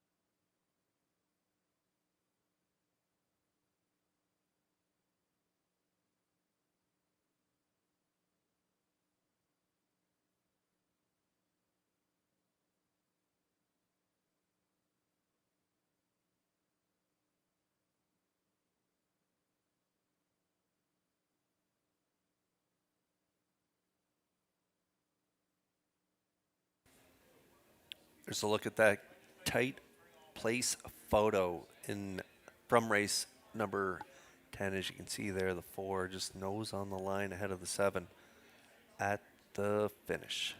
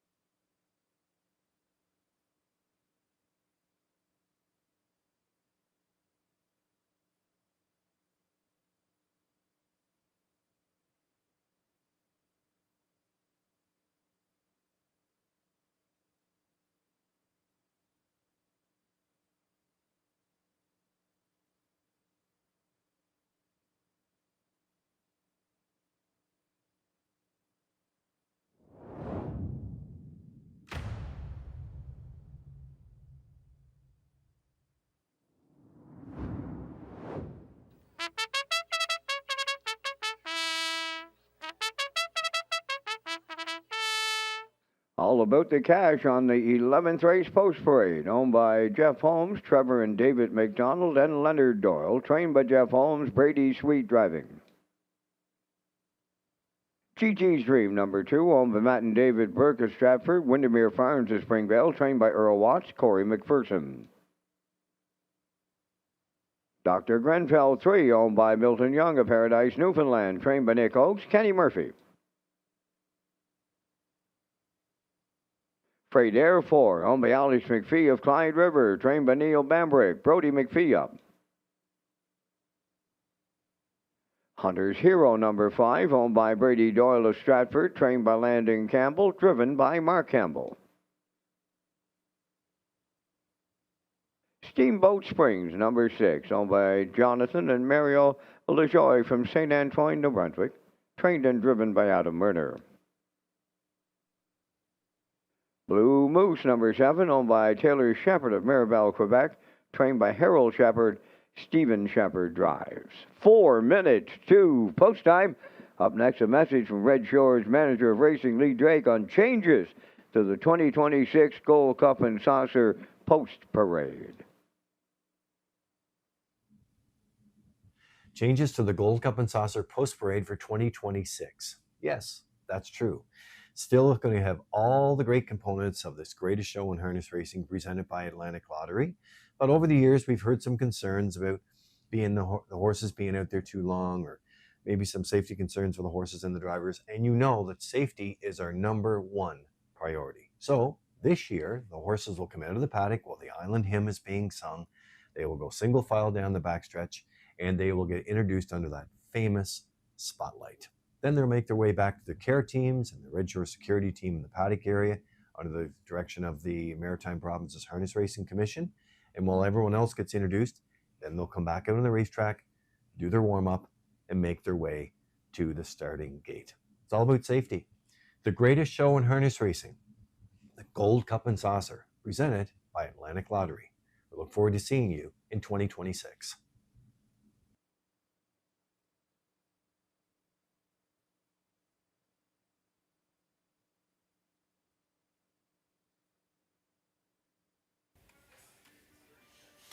Great idea for the Gold Cup and Saucer starters. Can't wait for that race. Coming up, it'll be here before you know it as we look at the entries here for race 11. Now winners 1651, last four. GG's Dream at a post 2. Corey McPherson gets the call here tonight. Mark Campbell in the seat for the win last time out, 55-3. Another powerful starter out of the Earl Watts stable. Matt and David Burke, they share ownership with Windermere Farms of Springvale. A win and a second since relocating here to PEI. That second place finish, that came at a post 6 at this level. 55-2, a good second to Reggie the fourth. Seemed to be racing well on the Lasix program here in Charlottetown, and so making his third start here for the Watts stable. A good starting spot for this one. Moving out of that winners of 3, not more than 5 races life into this now winners of 1651. I think he'll be able to handle it at 3-1.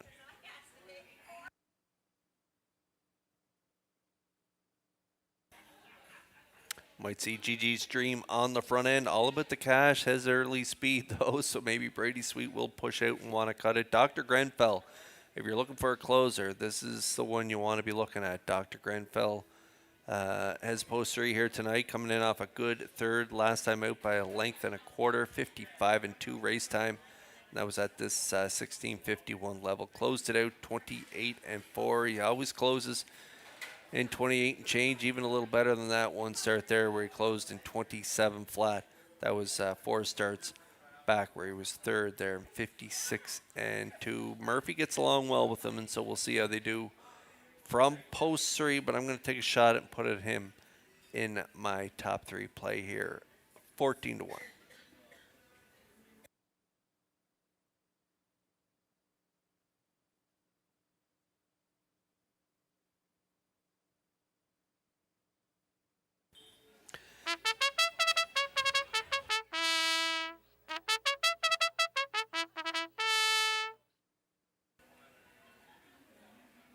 8-5 currently on the 5. Hunter's Hero. Brady Doyle owns from Stratford. Landon Campbell trains. Mark Campbell in the seat. Back-to-back thirds, 54 and change, and then followed it up from post 7 with a 6th place finish in 55 flat. Good closer, though. 27-4. Just tough to win when you're 8-14 at the quarter, especially when the half's 57-3 and they go in 53-4. You're not going to gain a lot. This guy actually lost a length and change on that quick back half in that race. So Hunter's Hero has a real good shot in here, dropping in class with Campbell in the seat, 2-1.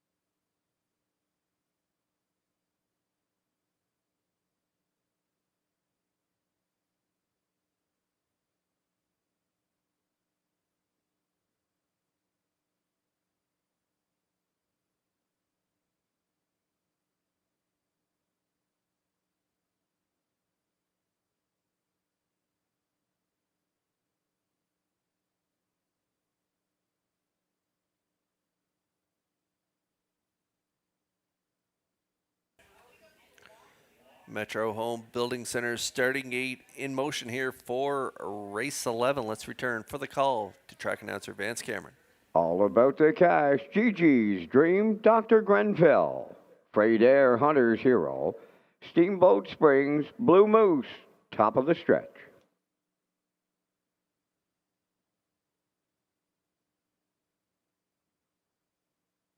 All lined up and approaching a start.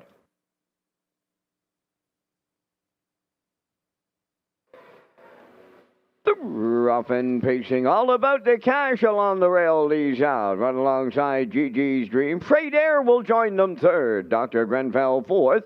Then in fifth, that'll be Hunter's Hero. On the turn in sixth, Steamboat Springs. And Blue Moose is seventh. The quarter pole bound, guarding the cones. All about the cash out in front. Here's Gigi's Dream on the outside to challenge. Saturday night brouhaha right here in Charlottetown on by the opening quarter, and all about the cash fired up here. Boom! Just like that, 27 and 4 opener. All about the cash, serious leader. Gigi's Dream second, Dr. Grenfell third.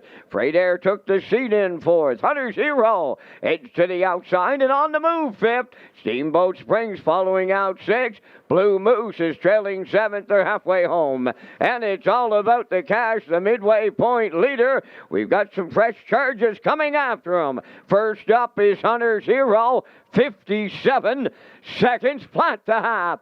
Third up the rail, Gigi's Dream. Fourth on the outside, Steamboat Springs on the rail. Fifth and nowhere to go. That's Dr. Grenfell. Moving up sixth on the outside is Freight Air. Trailing the field, Blue Moose is seventh. New leader as they arrive at three quarters. Hunter's Hero takes over. On the outside, Steamboat Springs second. All about the cash back to third. Gigi's Dream now with nowhere to go in fourth. Three quarters in 26 and 4. They're in the home stretch now, and that's Hunter's Hero, the leader. Steamboat Springs on the outside second. Dr. Grenfell, Gigi's Dream up the rail. Set the camera up on the wire. Wow! Hunter's Hero, Steamboat Springs, and closing in late, Gigi's Dream. It's picture time in the 11th. 1:55.4.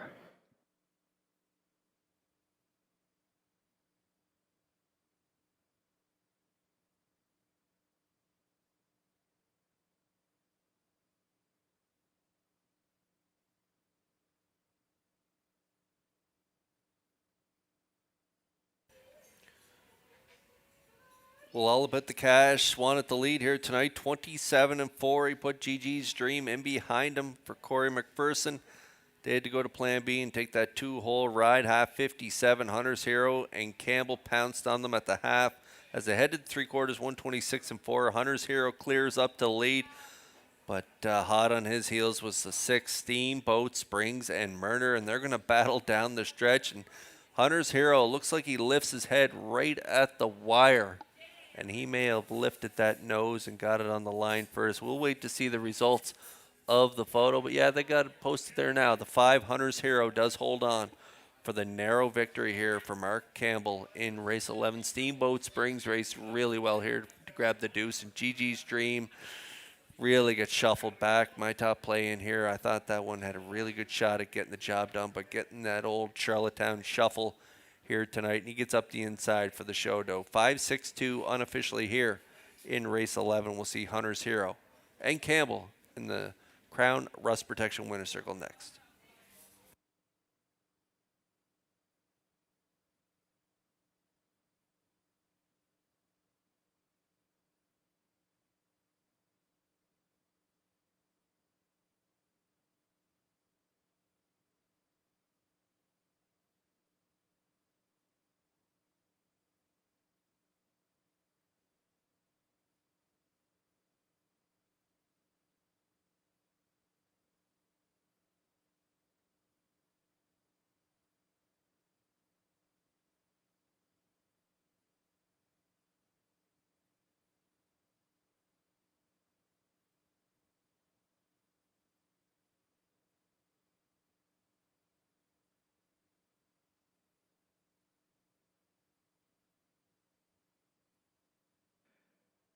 Here comes Hunter's Hero to the Crown Rush Protection Winner's Circle from tonight's 11th race.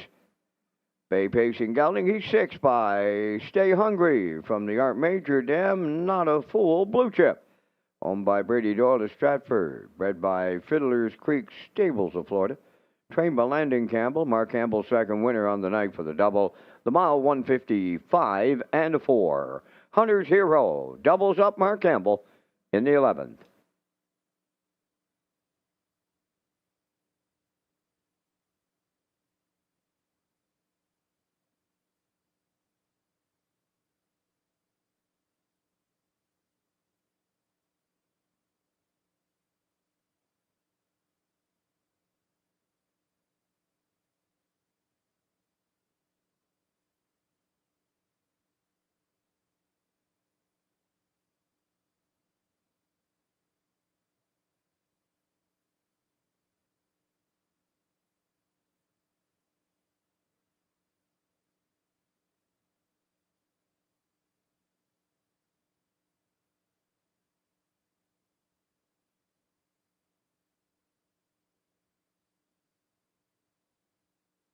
Now the official results in race 11, all about the cash 5th, GG's Dream 3rd, Dr. Grenfell 4th, Freight Air was 6th, Hunter's Hero the race winner, Steamboat Springs finished 2nd, Blue Moose was 7th, 27 and 4, 57, 126 and 4, and the mile in 155 and 4.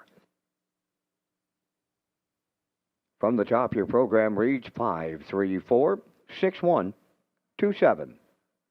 Hunter's Hero paid 640. The Exactor 42.40, Triactor 125.70, and the Silver Factor was $70.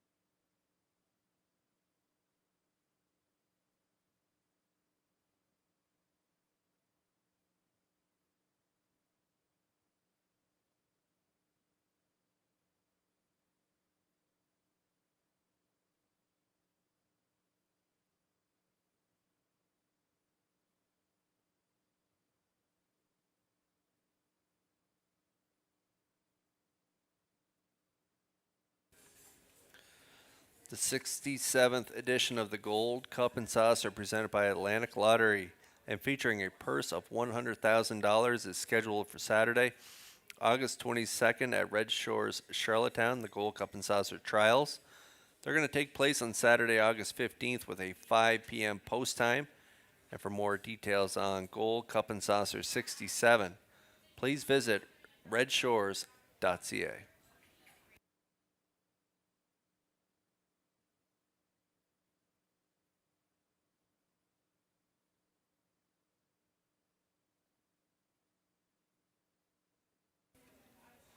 There's a look at that tight wind photo. As you can see, Hunter's Hero, he kind of put his head up right at the last second. He timed it perfectly. Got that nose out there just ahead of Steamboat Springs in that tight wind photo from race 11.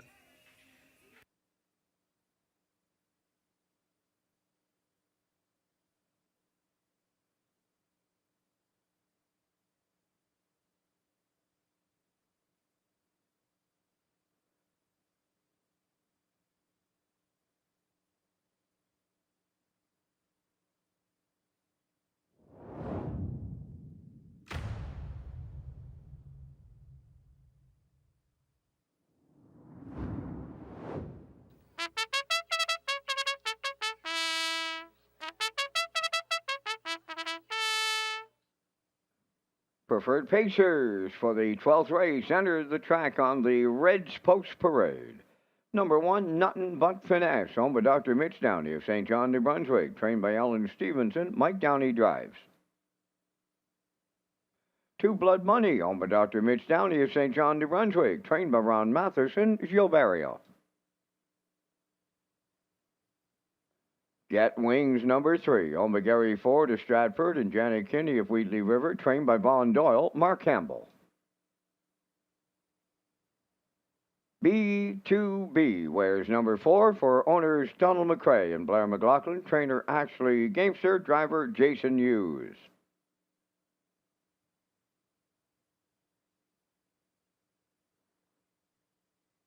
Twin B Tough Enough, number 5, owned by Patrick Moores of Charlottetown, trained by Ron Matheson, Corey McPherson.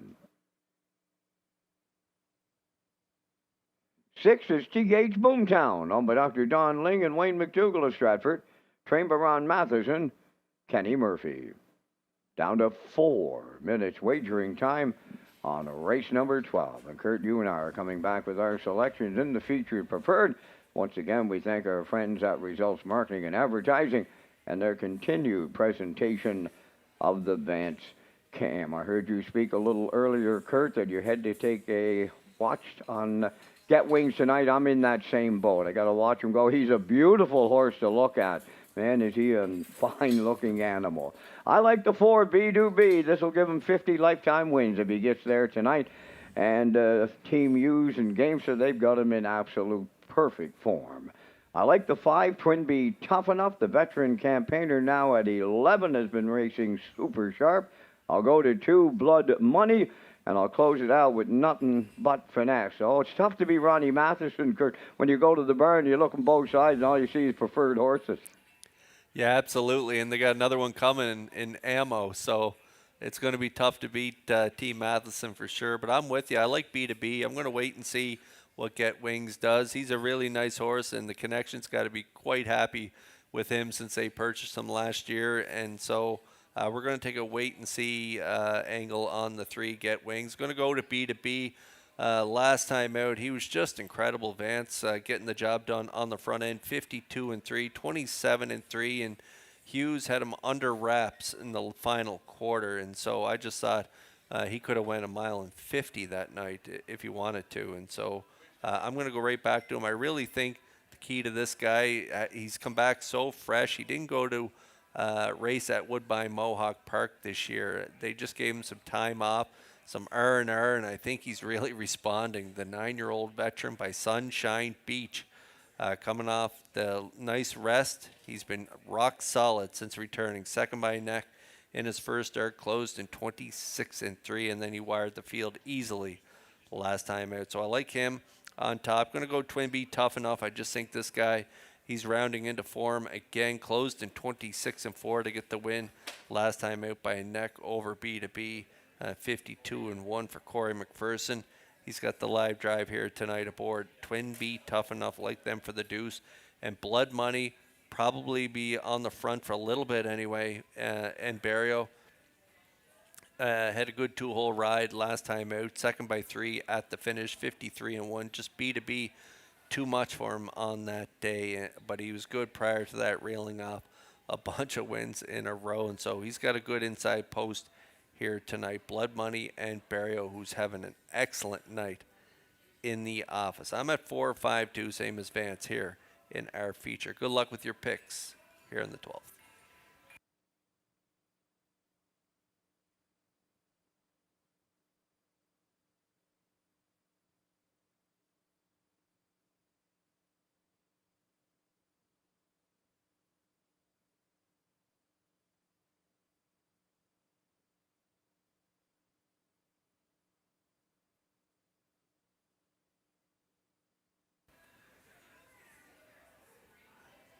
We got some out-of-town news. Grand Circuit racing at Woodbine Mohawk Park tonight. We got the Fan Hanover eliminations and the Pepsi North America Cup eliminations coming up a little later on the card. The first elimination of the Fan Hanover went to Island Connections.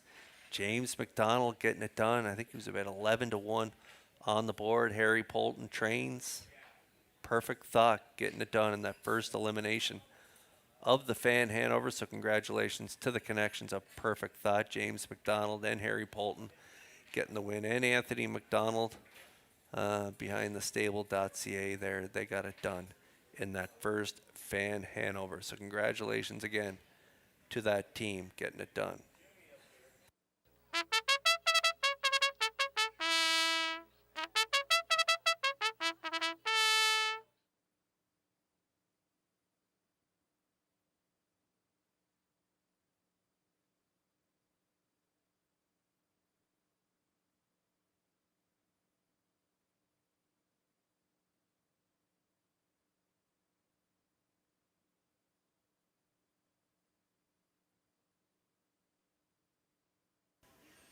Getting close here in our feature preferred one Pacers field of 6. Nothing but finesse, currently 10-1 on the board. He should get a nice ground saving trip here tonight. Definitely could be part of this triactor. 2-1 on Blood Money from Post 2, 9-2 on Get Wings.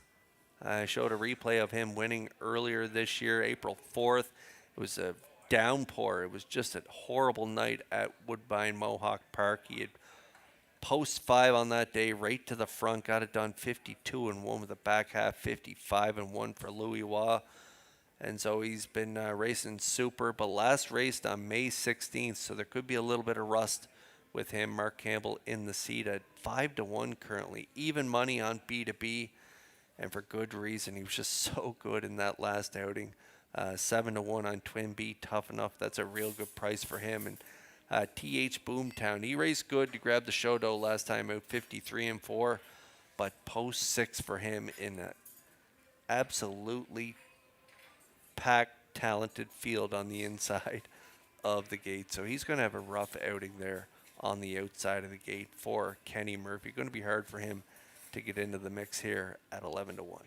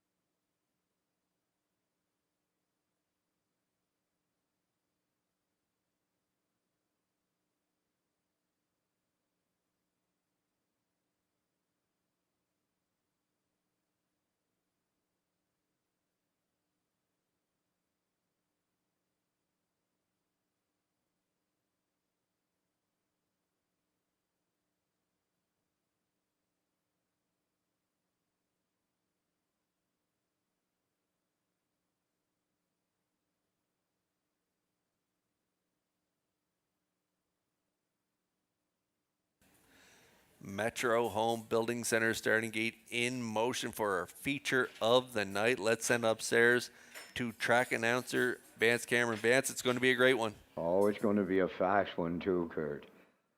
Nothing but finesse. Blood Money. Get Wings. B2B. Twin B Tough Enough. And TH Boomtown. It's the $7,000 featured preferred post time.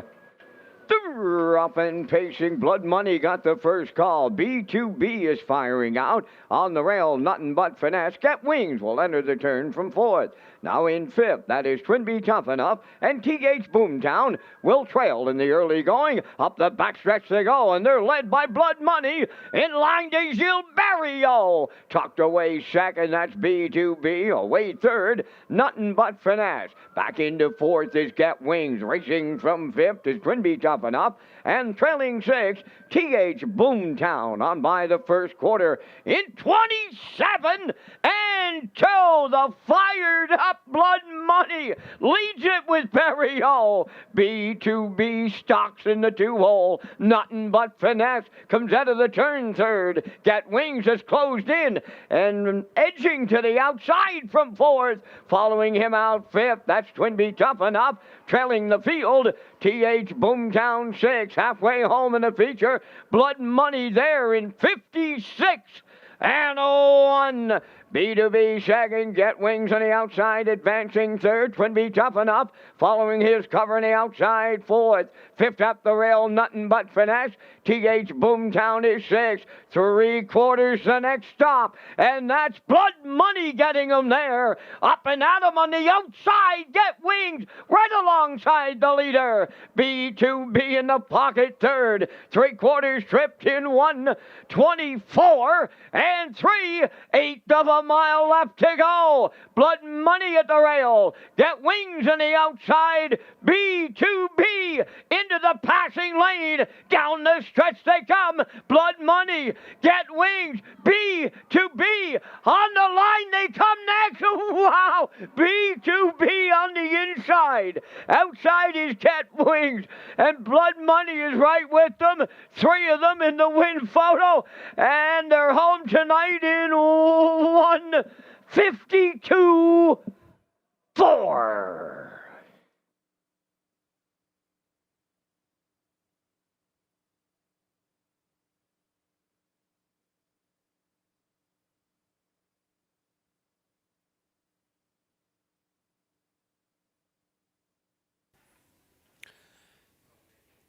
Yeah, that's a tight win photo on the line. I think maybe Get Wings on the outside. He was grinding it out first up. Big trip by him in his debut here on Prince Edward Island, coming first up on a real good one in Blood Money, who's headed his way on the front end when he gets the front end. And so Barry will put him there tonight, 27 and 2, 56 and 1.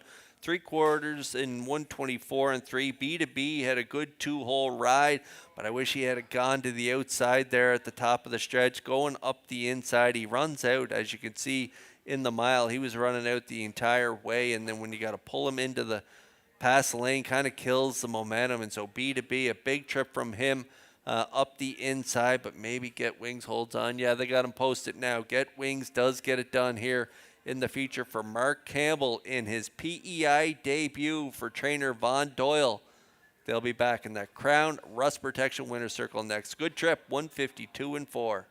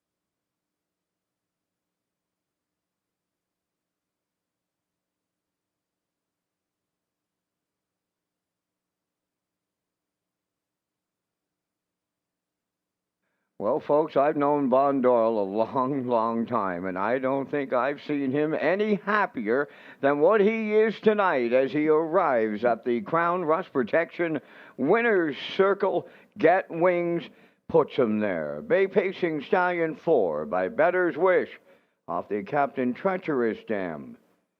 The Captain's Angel. Oma Gary Ford from Stratford. Janet Kinney of Wheatley River. Bred by Double E Meadows of Indiana. Trained by Von Doyle. Mark Campbell in the driver's seat tonight for the driving triple. In his Charlottetown debut, he stops the clock in 1:52 and 4. Get Wings in the Saturday Night Preferred at Charlottetown.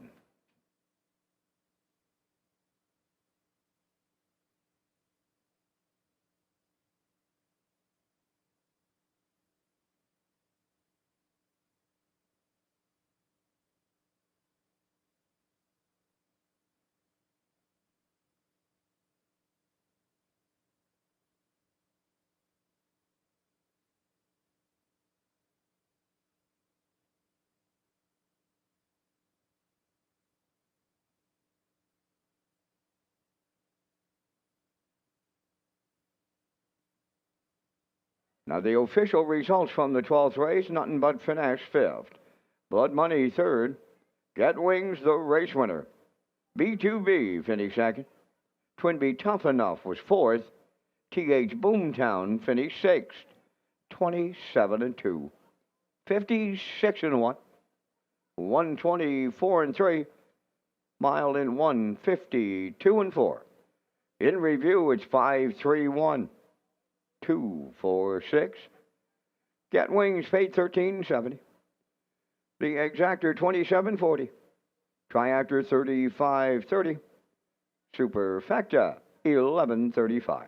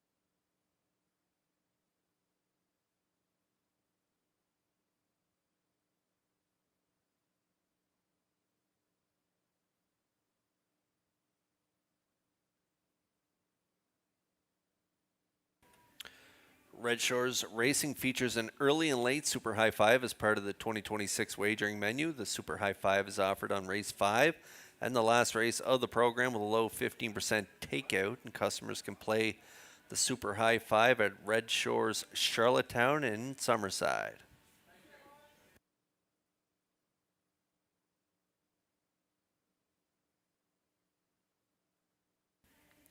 There's a quick look at the win photo from the feature here tonight. Get Wings getting his nose on the line first over B2B up the inside. Nothing wrong with that trip for B2B.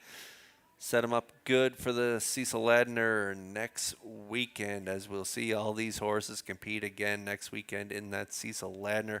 What an excellent field of feature horses, and what a treat it's going to be next weekend, especially adding Ammo into the mix.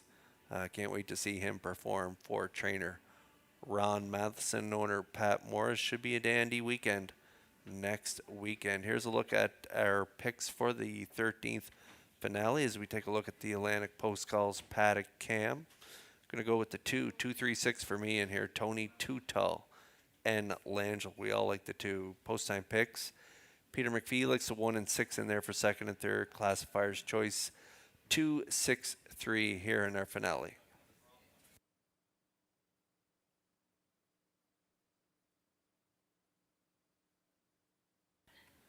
Horses are making their way out of the paddock. Post parade is next. Just a friendly reminder for horse people, the nomination deadline for the PEI Colt Stakes Graduate Series is Tuesday, June 9th at 1 p.m. The nomination fee is $100 and can be paid by cash or check. And full conditions for the Graduate Series can be found on the Red Shores Racing page under the Horse Persons Info tab. And for more information, call Red Shores Race Office at 902-629-6634.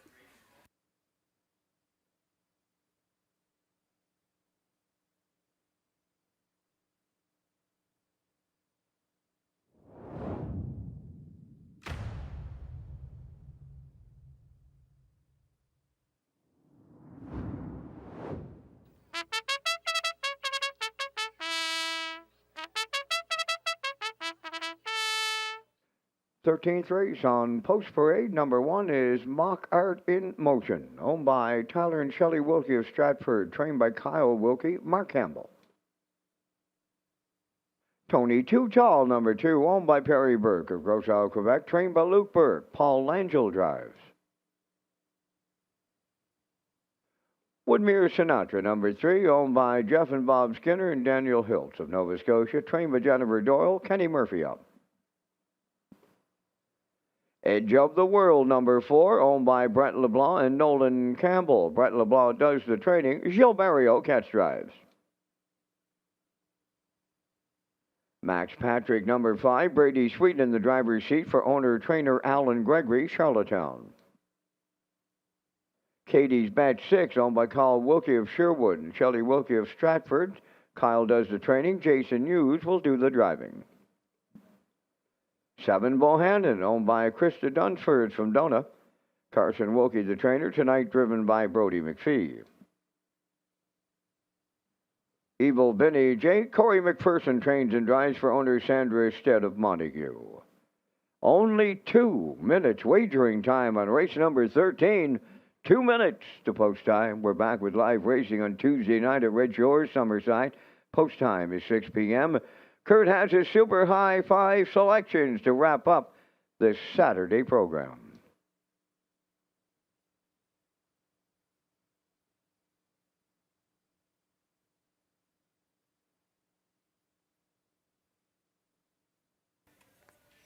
All right, there's a look at our super high 5 tickets here to close it out here at Red Shores. We're both going with the 2, Tony Too Tall. Coming in off that third in 56 and 2 on the front end from post 2 last time out. That was at the 17:01 level, dropping down in class. 12:51s here tonight for Tony Too Tall and Langell. Like them on top. Should call the shots from start to finish. I like the 3, Woodmere Sinatra for the deuce. Came first up last time out, 57-1. Moves up a level. Gets Kenny Murphy here tonight for Jen Doyle, having a pretty good night as a trainer with multiple wins. And I'm going to close it out in the try with the 6, Katie's Bet and Hughes. Coming in off that broken equipment mile last time out, finished 4th, 58-4, that broken equipment. It's on the 1 there, just past the half, but it actually happened just as they said go. Going into that first turn, I could see that Tony Morgan spreader flapping as they're heading into that first turn for Katie's Bet. And if when horses interfere a little bit and they touch their knee, the more tired they get, the harder they start interfering. And so a real tough spot for Katie's Bet. Unfortunately, on the front end, spoiled a good front end mile there, ended up 4th. So make note of that broken equipment, because that really played a factor in the result for Katie's Bet. So should be better here tonight from post 6. I also like Mock Art in Motion, coming in off 3 straight third place finishes. Placed 2nd last time out from post 7. Post 6 a week before. Get some much needed post relief here from the rail for Campbell. Like them for part of it. I'm going to close it out with the 8, Evil Vintage, coming in off a win. Vance Cameron looks at 2, 1, 6, 4, 3. Good luck with your super high 5s if you're playing along here in our finale.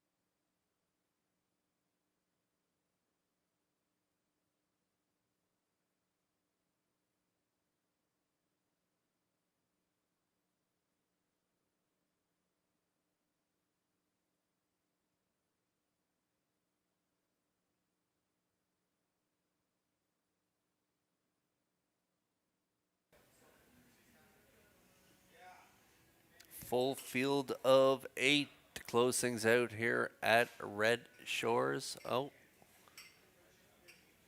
we're horses kind of get a little mixed up going in behind the gate. I think we're going to be under a recall and do this again here, folks. So just sit tight, and we'll do it again in a moment.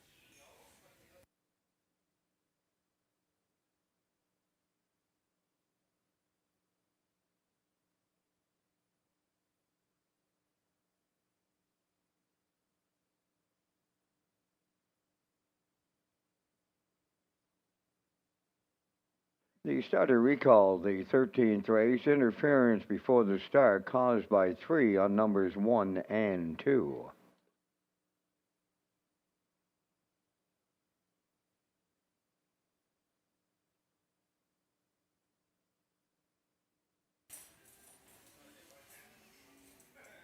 Okay, we're going to do it again here. Yeah, the 1, 2, and 3, a little tight there going in behind the gate. So we're going to do it again here in just a moment. Still time to get in. Some last minute wagers here on our 13th finale. 1 to 9 currently on the 2. Tony, Too Tall, Mock Art in motion, getting some post relief. 6 to 1 on the rail. I think Katie's Bet has a chance in here to be part of this try too. Again, that broken equipment last time out really hurt his chances in there. Last time out on the front end, get long odds on him at 17 to 1 for Hughes, 11 to 1 on the 4 Edge of the World. Max Patrick 14 to 1. Woodmere Sinatra has been racing really well. Hit the board in his last 2 for Murphy, 15 to 1. Long odds on the outside for Bohannon, 28 to 1, and Evil Vintage coming in off that win. Tough post for him though on the outside for McPherson at 28 to 1 as well.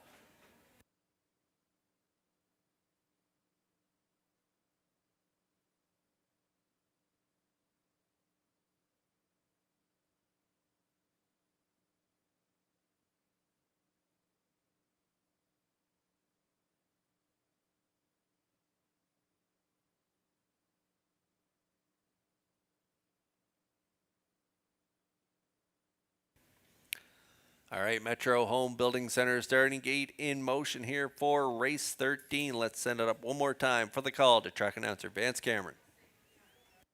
Mockart in motion, Tony Too Tall, Woodmere Sinatra, Edge of the World, Max Patrick. Katie's Bet, Bohannon, Evil Vintage, top of the stretch. They're ready for a start. It's the Saturday Night Super High Five. It's finale. And it's post time. Off and facing, Woodmere Sinatra, Tony Too Tall.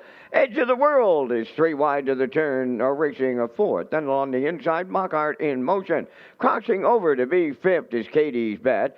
Then 6 around the turn is Max Patrick. Away 7th, Bohannon, and the early trailer, Evil Vintage. On the backstretch they go, and the 1 to 9 jock is on the choo-choo. Tony Too Tall for Paul Langell. Woodmere Sinatra's away shagging. That's Mockart in motion.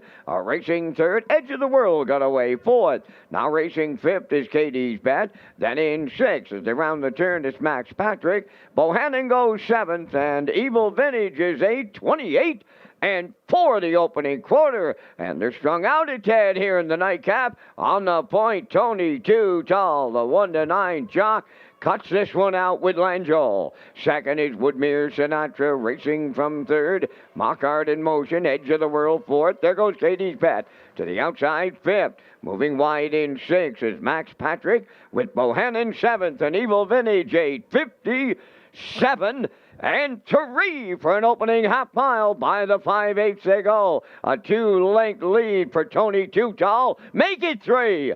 Second, that is Woodmere Sinatra. Katie's Bet now picks up 3rd. Mockart in motion, riding the rail 4th. On the outside, Max Patrick is 5th. Edge of the World 6th. Then Bohannon and Evil Vintage. 3/4 completed. And they arrive there on the front end as they get set to turn for home. home. It's all Tony Too Tall. Woodmere Sinatra goes second. Mockart in motion third. Fourth, that's Katie's Bet. There's the three quarters. 125 and 3. And they're on the line. Tony Too Tall all the way for Paul Angel. Woodmere Sinatra second.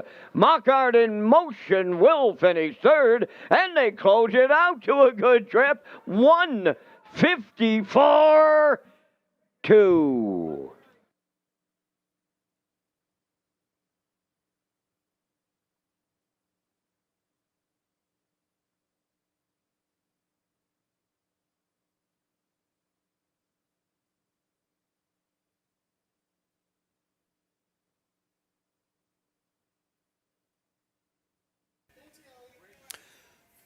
No surprise here in our finale. Tony Too Tall on the drop in class. Langell from post 2 just put him right on the front end here tonight.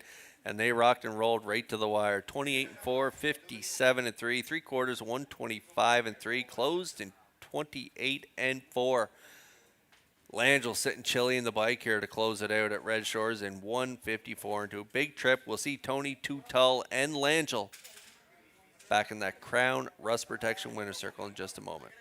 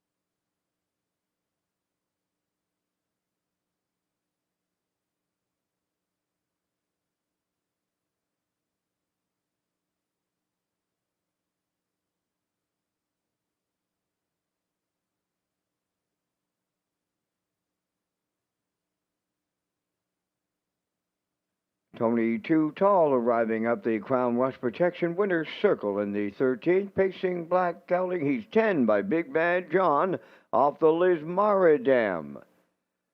Lismara's Lady, owned by Perry Burke of Grosau, Quebec, bred by Daniel Hale of Ohio, trained by Luke Burke. Paul Angel opened up the night, and he'll close it out with the double and an excellent trip of 154 and 2. Tony Too Tall and the Paul Angel double in the Super High Five.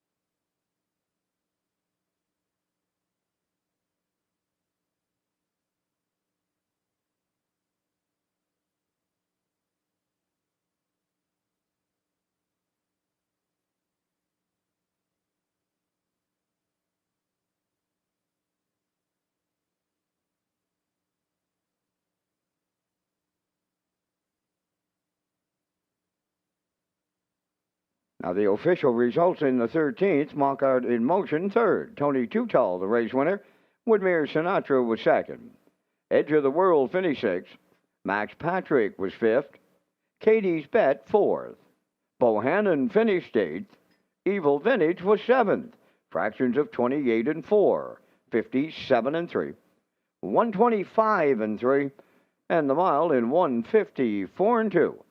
In review, 312. 65487. Tony Too Tall paid $210. The exactor was $16.40. The triactor was $33. The late daily double paid $16.70, and the super high five returning $45.43.